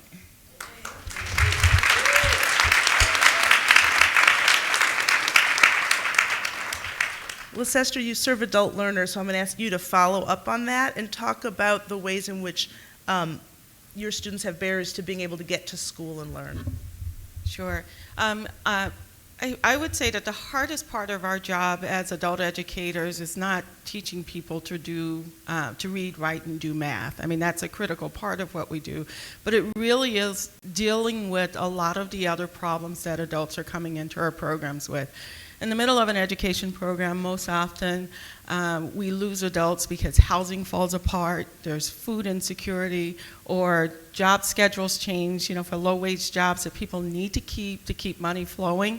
So all of those other issues are critical, have a critical impact on an individual's ability to continue their education and to get that high school credential that will then help to change their economic situation long term. So on top of just dealing with the education and academic issues, we are really dependent upon organizations that provide those safety net services and being able to have adults access the supports that they need to continue their education. Pass it on to George. George, the burdens that we're all discussing don't fall equally to whites and people of color. Can you help us to understand the race equity concerns about how the government distributes its resources? Yeah, well, there's a lot to say about equity and race. And I guess the thing that sort of jumps up my mind first is this idea that, the challenges that people of color have experienced in this country are so long-standing. We're talking 300, 400 years. And so often I hear people talk about whether or not the kinds of, even for us, we liberals, the kinds of programs and systems reforms we've done, have they been enough?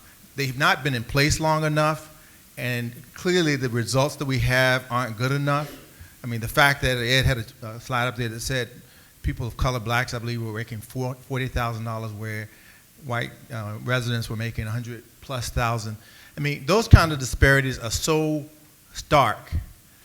Anybody who lives in the city knows that the difference of the quality of life is going to be from those kinds of numbers, that we have to be so intentional, so ready to say this is just wrong, that these disparities can't exist. And I guess the other thing I want to say before I turn it back over is, so often we look for solutions that are based on the individual.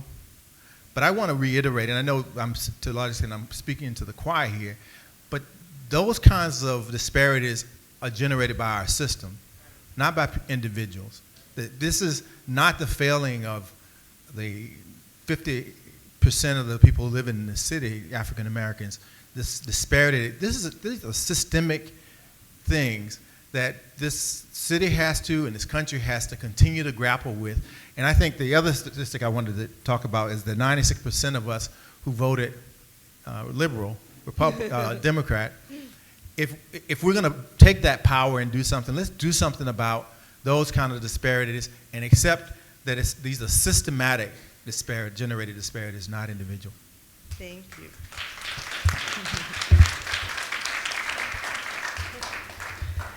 Angela, I know you've had the experience of living with chronic health problems for a long time. Can you talk about what some of the biggest barriers were for you and what they are for your neighbors in being able to stay safe and healthy in D.C.? Well, for myself,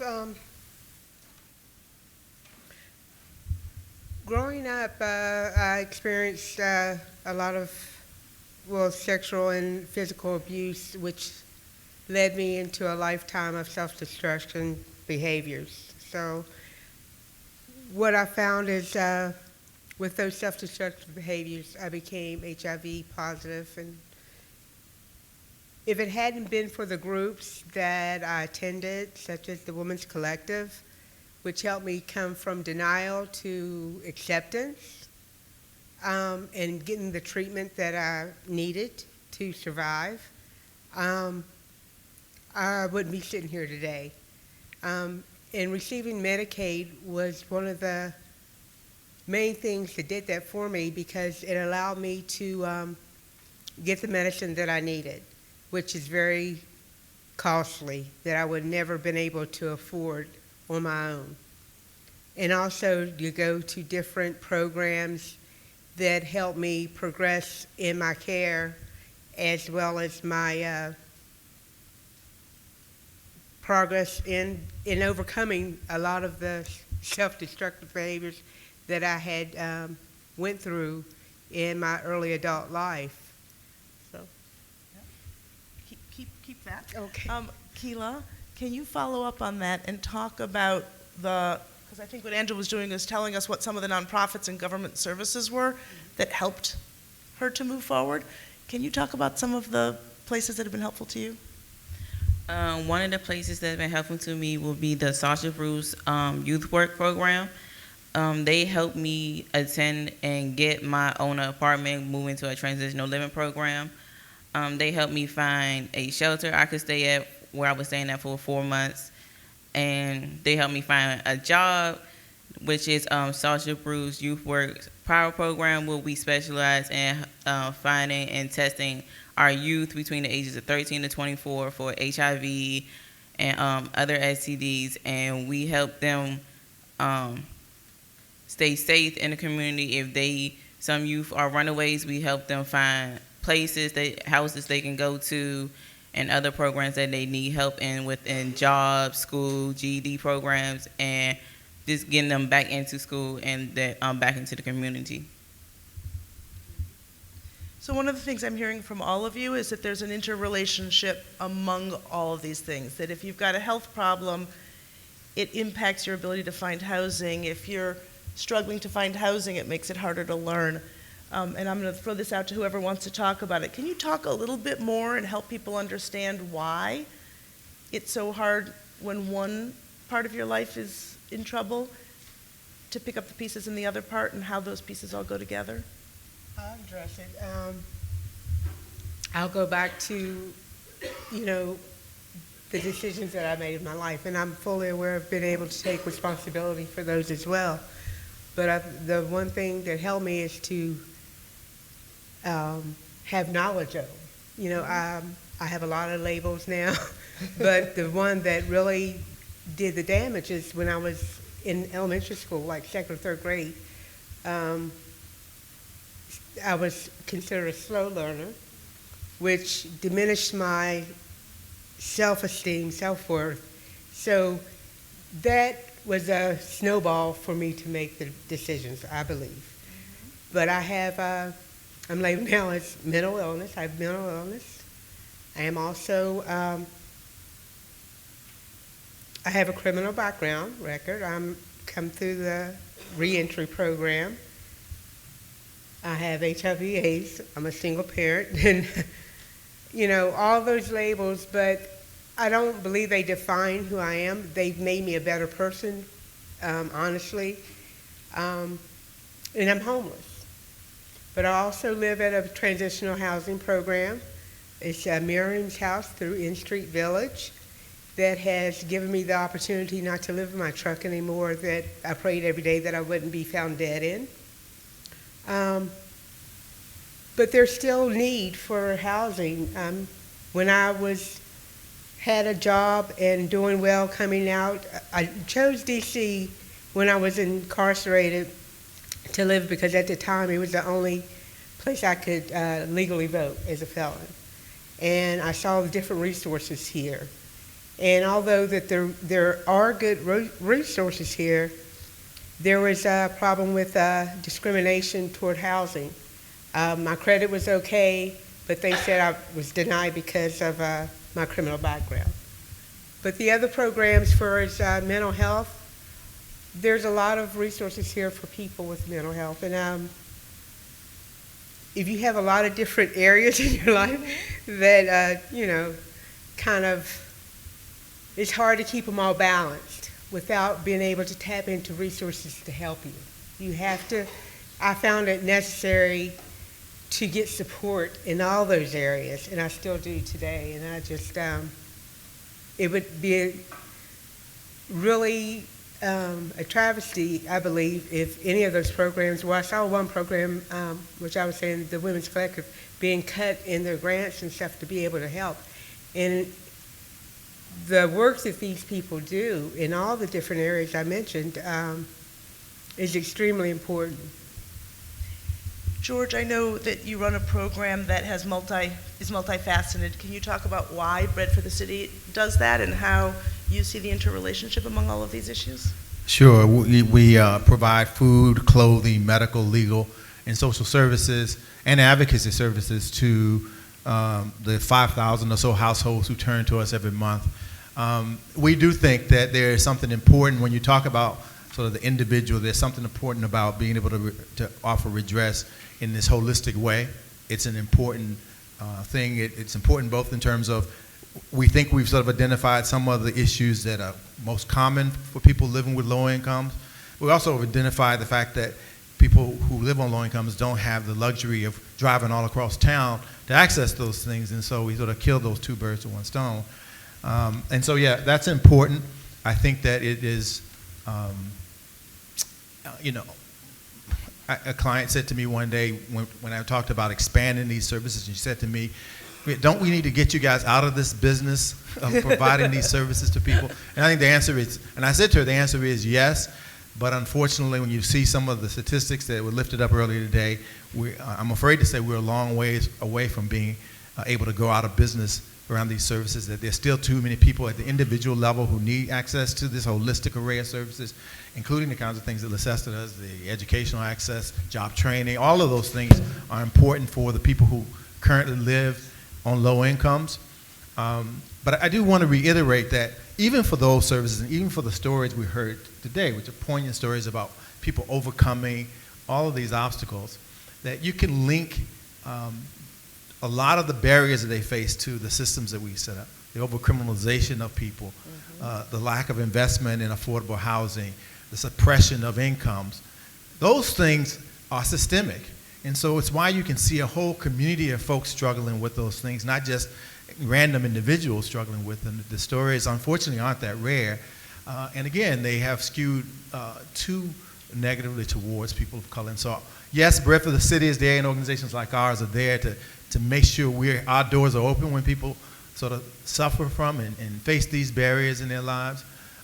But I think what Ed and his team have been pushing for is the system sort of taking more responsibility for eliminating these barriers, overcoming these barriers, seeing that if we're going to ever break the cycle of poverty in this city, and if we're the most liberal city in D.C., which I think is what that chart, in the country rather, which I think is what that chart was trying to say, if we can't do it here, where can it happen in this country?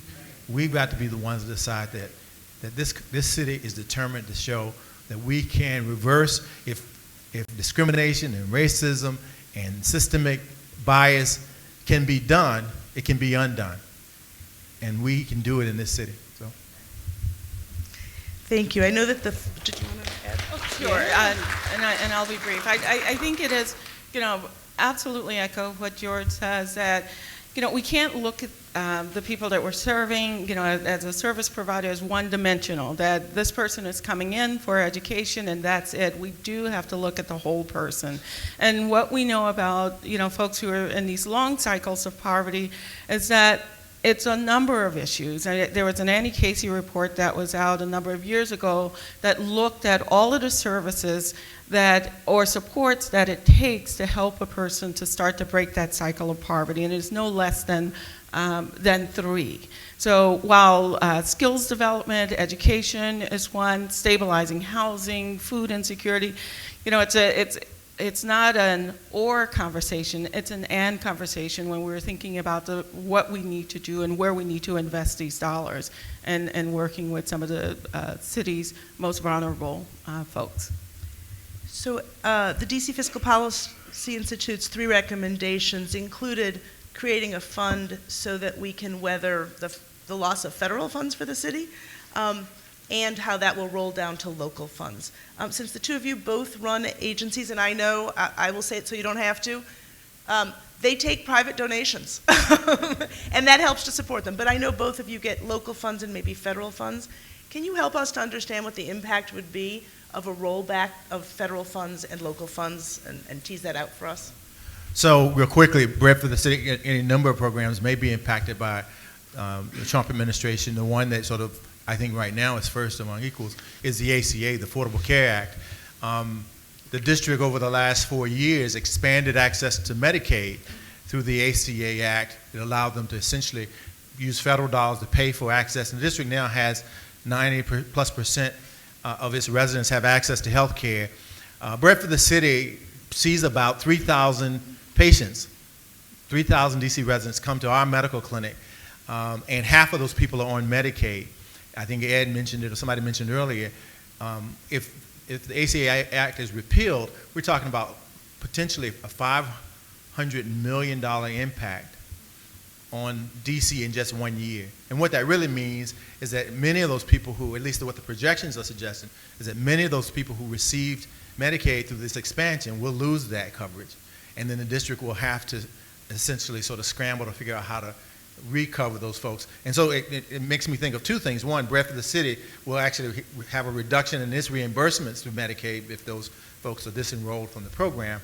And the district will have to figure out a way to replace that, because I think that we understand that this isn't just a nice thing to do to provide health care coverage to people who are underinsured and uninsured. It's an important thing to do. I want to tell one story. This is a district story that I hear that I'm always, and I think, Ed, you might have been in the room when this story was told, but I heard the director of healthcare finance say that, one, the district spends about $1 billion on care that is not, that's provided in the hospital, care that should be provided ambulatory. And one of the reasons that that happens, he told a story about a kid who had respiratory illness and it was some form of asthma, but it was a severe form, and he had a respiratory machine that he relied on, but he also lived in a substandard apartment with mold and dust, and the kid went into crisis, medical crisis, and what they discovered, what the hospital discovered, is that if they had made a $10 purchase and change for the filter for his machine, if there had been money just to do that, they wouldn't have had him in the hospital near death. When it was all said and done, his medical care cost $1 million to the district. $1 million. So when we don't provide care and coverage and we don't help our community members, it isn't just a nice thing to do. It's not just the morally right thing to do. It costs us in the long run, and the district leaders know that, and we need to act on that kind of insight. Sure. Would federal cuts for adult ed providers in the city, or skills providers, we could look at a significant impact to the budget.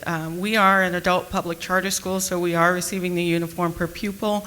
That makes up about 70% of our budget is government funding. 30% of that 70 comes from federal Title II dollars out of the Workforce Investment and Opportunities Act for adult literacy. That's a huge gap in funding. When you look at it as a charter school, a public charter school, and adult charters do not get 100% of the uniform per pupil. We are fundraising, we are patching dollars together to make it all work. That's a charter school. When you look at the private providers out there who are receiving the federal dollars, those dollars are federal and local dollars for adults with low literacy. That could amount to 50% of some organizations' budgets if we were able to lose those dollars, or a significant chunk of those dollars. And generally, when we're looking at those private adult ed providers in the city, they're also working with the adults who have some of the lowest literacy. And there's not a lot of money out there to support individuals who are beginning readers, who have that long haul to get to that high school credential. So it could have a significant impact on the availability of services for individuals who need the basic skills to be able to take advantage of the workforce training programs, who also need all of the other supportive services that are there. It could be pretty devastating when you look at currently. We're only meeting 11% of demand for services for individuals who need basic skills support, reading, writing, and getting the high school credential. So when we go on to the council and talk about the need for TANF to be continued and to be expanded. I have heard from a couple of policymakers that somehow people living in poverty in DC do seem to manage. I don't blame the messenger. I'm quoting some of our leaders. I see people living under bridges and children failing in school, and so I don't think that's managing. But I wanted to give you all a chance before we open it up for questions to talk a little bit more about when you didn't have enough coming in the door. What was it like how did it make it harder you succeeded. You got up every day and you went to school and you graduated, but it must have been a lot harder than if you'd had the same place to stay every night. Were you able to do homework? What was it like to try and do that? Can you help us understand more how you managed? Well, I did my homework mostly during lunchtime because after school, I was playing sports with my high school. So I didn't leave school till like 8 o'clock at night after games and practices. And I mostly went and sometimes me and my family, we slept on the streets, in the cold, in the rain, and in the snow. And I still got up and went to school with my same uniform. I only had one uniform and one pair of tennis shoes throughout the whole school year. And I just looked at my sisters and my brothers, and I just said, I'm going to graduate high school no matter what the cause is or what I'm going to do and all that stuff. I just got up and just went to school every day, not worrying about where I'm going to go, just worrying about me graduating high school. And I did. I graduated high school last year in June.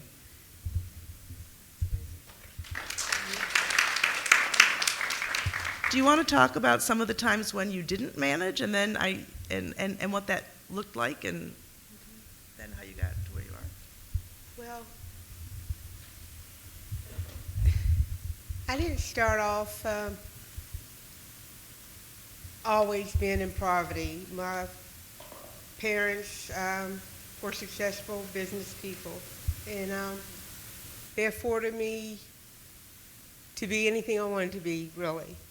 But of course, of bad decisions, I chose a rough way. I hadn't always been homeless or drug addicted or suffered from mental illness. I have a college degree. I was employed by the United States government, several different branches, and I was a single parent. And it was, I call myself the working poor, because even at that, things going well for me, things were still bad at some places, because when my youngest I was working, she was not yet in school, I had to pay daycare. Daycare and rent was over half of my income. And I call myself the working poor because I made too much to get assistance, like a daycare voucher or food stamps. So at those times I felt like, how am I going to make it when I have to make the decision whether we eat this week and I have gas to get to work, or either money to get on the bus. Sometimes I couldn't drive because it was cheaper for me to catch the bus. So when they say that we manage, we have to be real creative. And you have to learn to sacrifice a lot of things. I learned not to buy new clothes, to go to recycle, go to the free clothes closets.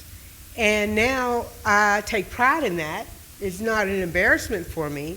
I take pride in that because now I realize that I'm not only doing this for myself and my family, but the environment. I'm going to get off track a little bit, but I mean, it taught me a lot of survival skills, and families should not think about her going through that, and it just makes me really sad that anybody going to school should have to go through the hardship of being homeless.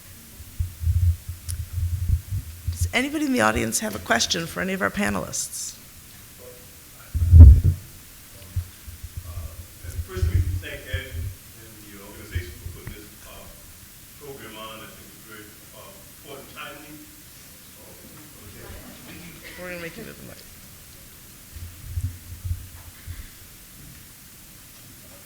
I just want to thank Ed for putting on this program and the importance of it this day and time. And I want to pick up on a comment that George made. I've been involved in this work over a number of years. To date my age, I'm going back to anti-poverty. So, that's been some time. And we've been talking about poverty for years to the point where I think, there's certain communities, that's all they know. And we're living in a time that has important that you have assets, you have wealth. So my question is, picking up what George said about so much of this issue being systemic, in Ward 8, which I live, it's projected that in the next 10 years, $9 billion of private investment is going to be invested in that community. That's enough money to do a whole lot of things. So the question is, George, knowing the condition of a lot of the individuals in Ward 8, how do we capture some of that $9 billion that are going to be coming through in the next 10 years to deal with some of the issues that we see in the community so that we're not dependent on government fundings to deal with the issues that are systemic and much more greater than just the government? Well, you probably have more answers to that than I have, but I will say that, I don't think, first of all, let me say that I know it's a dirty word to say dependent on government funding, but I think that we're going to need public funding to make a difference. To a large extent, the problem is money. It is resources that we're dealing with, and I think we need to get over whatever phobia we have about the public sector making the difference in creating a more equitable and just set of communities. We know the problem in East of the River, Southeast, is that too many people live in poverty in that community.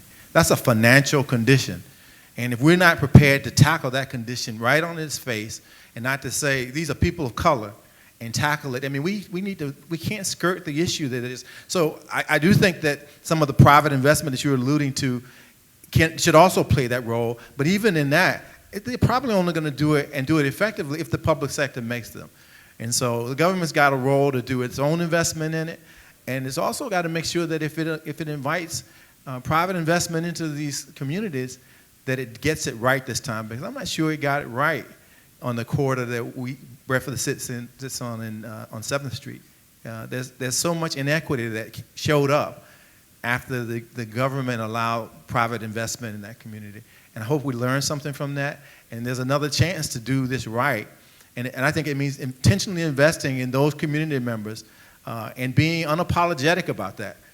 Being unapologetic about saying the people of color in this community deserve more commitment. So this idea, by the way, not to stay on the soapbox too long, but this idea that poor people seem to be doing all right, which is just the most perverse thing I've ever heard in a city like this. But again, I want to go back to, and again, I heard other people trying to make this connection. These are economic problems. This is an economic problem to take that position, because we know that that poverty is traumatizing to people when they grow up in poverty, and we know that that can really stifle the potential of people who could be contributing to the society in so many ways. To have a group of people, I have 4 children, and I would do everything I can and have done everything I can to make sure they don't spend one day in poverty. I do not want my kids to have to learn the hard way or overcome some immense level of poverty to succeed. Those of us who are the haves, we do all we can to send our kids to college, to make sure they get all the tutoring they need, to spend all of our resources to make sure they don't have to go through. So for somebody to say that a kid in a low-income community seems to be doing okay, when I'm sure all of those people on the city council do all they can to make sure their children never have to go through anything like that, that's just immoral. So.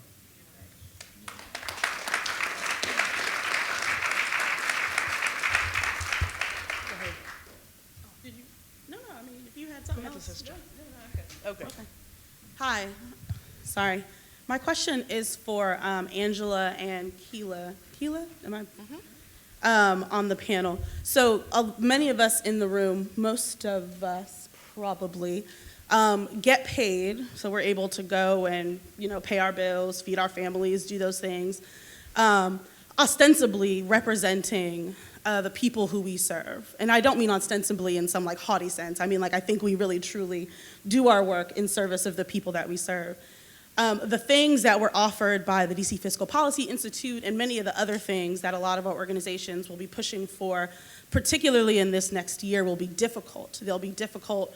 They would be difficult under any climate, I think, actually, but particularly in this federal climate when people are talking about cuts, we're going to come to a point where we will differ as an advocacy community about what to do, about how to go forward, about where we compromise and where we don't. And so I think my question to you both, as people who have taken the time to come here and share your stories, and as people who, frankly, we get paid to represent, what would you sort of say to us in the room as your captive audience for us to keep in our minds or keep in our back pockets as we go into those rooms?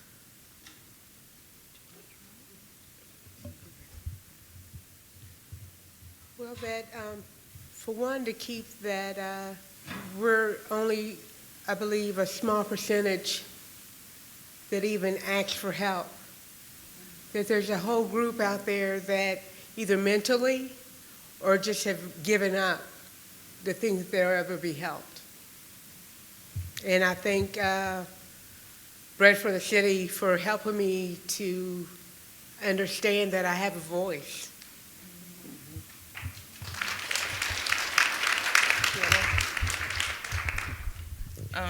I can say that there is a lot of youth out here that's like me, that's still trying to find homes and trying to find something to eat almost every day.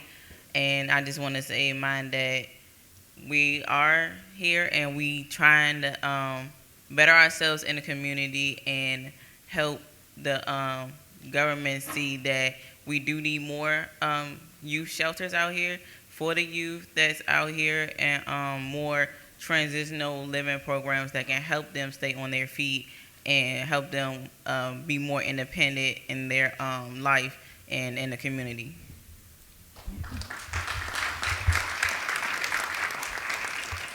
I'm Meg McGuire from First Congregational United Church of Christ.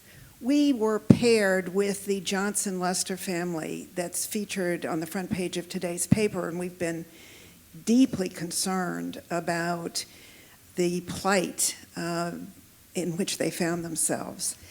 I would suggest that we have a tremendous administrative and regulatory problem in this city when it comes to taking our stock of older housing and reclaiming that stock.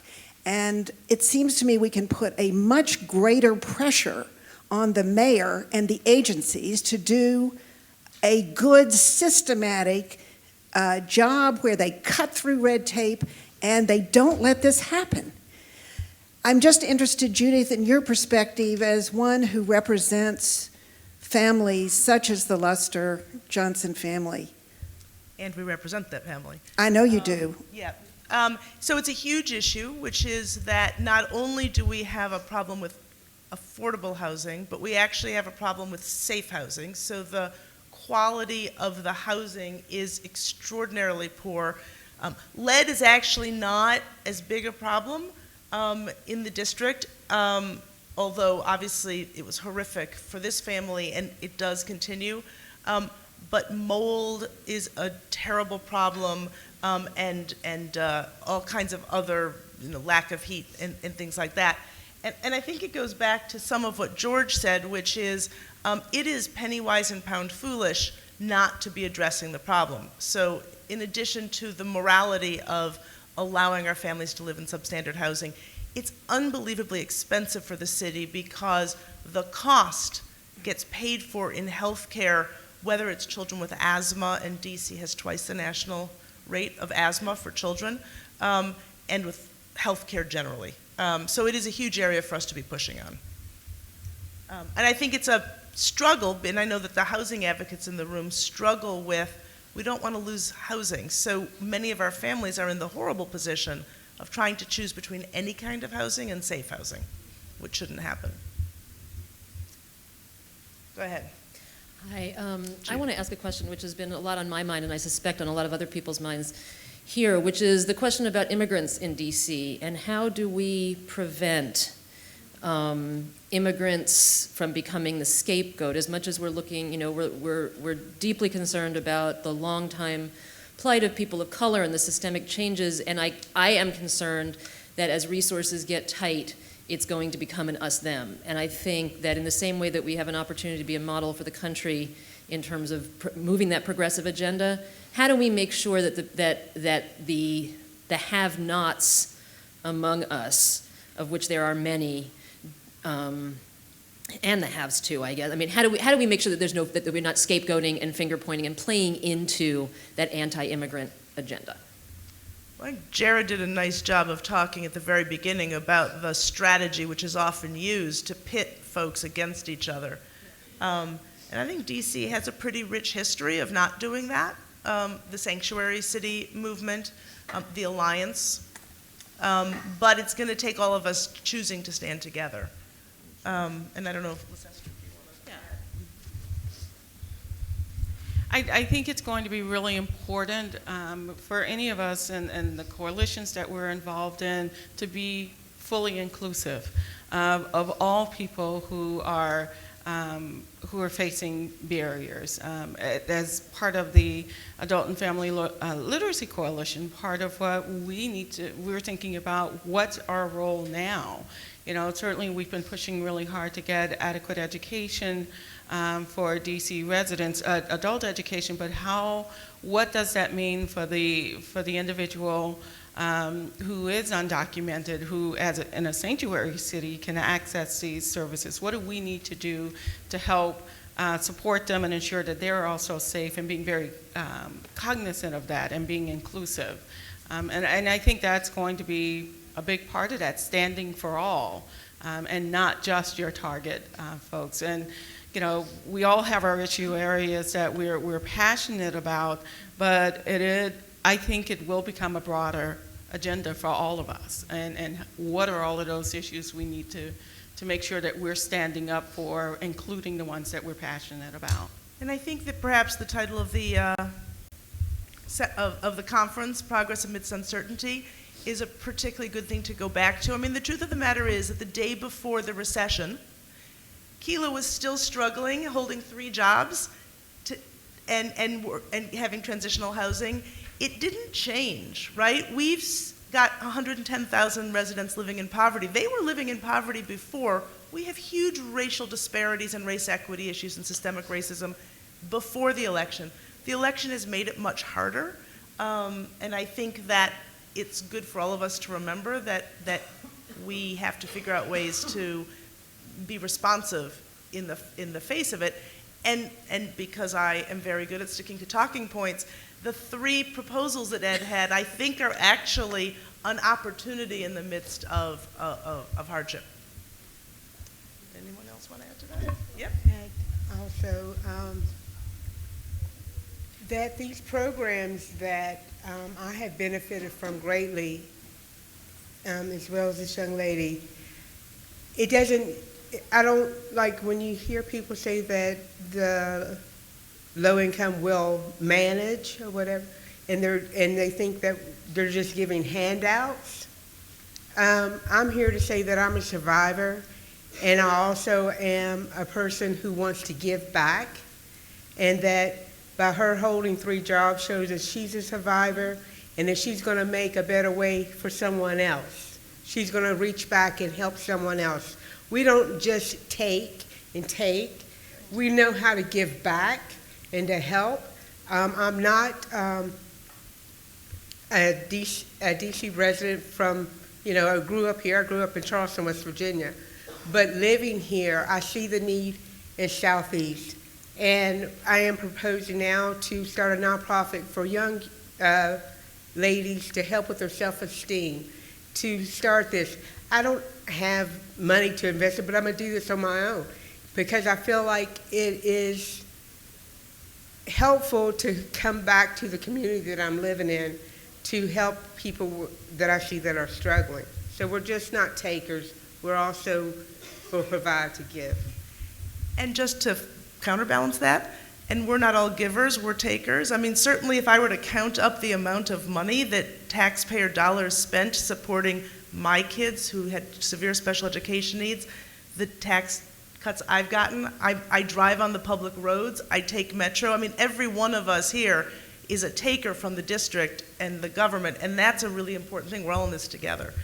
I just wanted to add about the question regarding the Muslim community or immigrant community, that you know, at the city council level, too often they push us to choose between this thing or that thing, talking about pitting us against issue.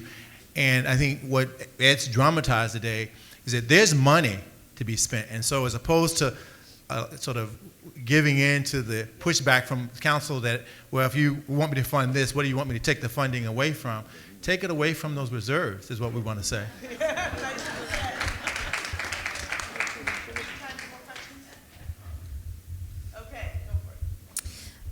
I wanted to get your thoughts on the idea that it's not the sexiest issue in the world, but we're talking about, you know, policies and the threats at this big macro level. But what we also see in the district a lot, and I'd be interested in your thoughts on this as well, Angela and Kia, is how these programs actually work and whether we're fighting up here about what the policies should be, and that's obviously a hugely important fight that we have to win. But then once the implementation happens, the benefits don't get to the people who need them most. So for example, George mentioned the district's uninsured rate, which is something that we should definitely be very proud of. But we see lines at the DHS service centers at 3 o'clock, starting at 3 o'clock in the morning for people to actually get those benefits, and they have to go back 4 and 5 times. And so I'm wondering, while we fight to protect the programs that we really need and that district residents justifiably and importantly depend on, how do we also make the argument that these programs actually have to work and the district has to invest in this good government? You just did. You just made the argument very well. Yeah, and you know, one of the biggest pet peeves that I have, and this is hard. I mean, it's easy to sit here and say, we need to have stronger coordinated services. One of the issues is that you can't figure out, we know that all of these services and all of the supports that people need are all interrelated, but how they access those services are not interrelated. They are operated in silos, and as George mentions, you know, a person has to, you know, they may have to come here to get one service and travel across town to get other services that are needed. At some level, we need to figure out how to coordinate this, and it's easy for me to say we need to figure that out, right? I have some ideas, you know, including, you know, co-locating services that help support people, so they can go into a single point of entry, access, you know, quality, you know, job training services, the health services they need. But look at some of, now here's Leicester's idea, so, you know, take it up if you want. You know, look at some of these federal city buildings that are available.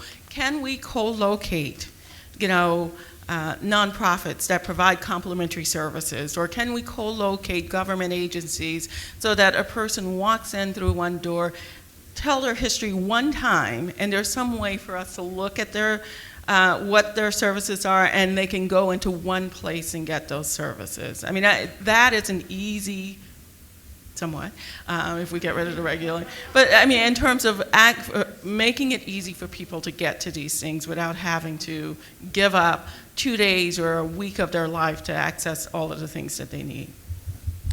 A quick point regarding what Judith mentioned, that lead was not a big issue in DC. I think you meant lead in housing, but I'm an environmental scientist who's done research and advocacy on this issue, and there is a continuing assault on our children, especially with lead in water, especially in public housing, and this is still not being addressed. And I urge everyone to be conscious of this and be proactive on this issue. It may not be the perfect closing comment, but I think our time has come to an end. Thank you, and please help me to thank all of our panelists.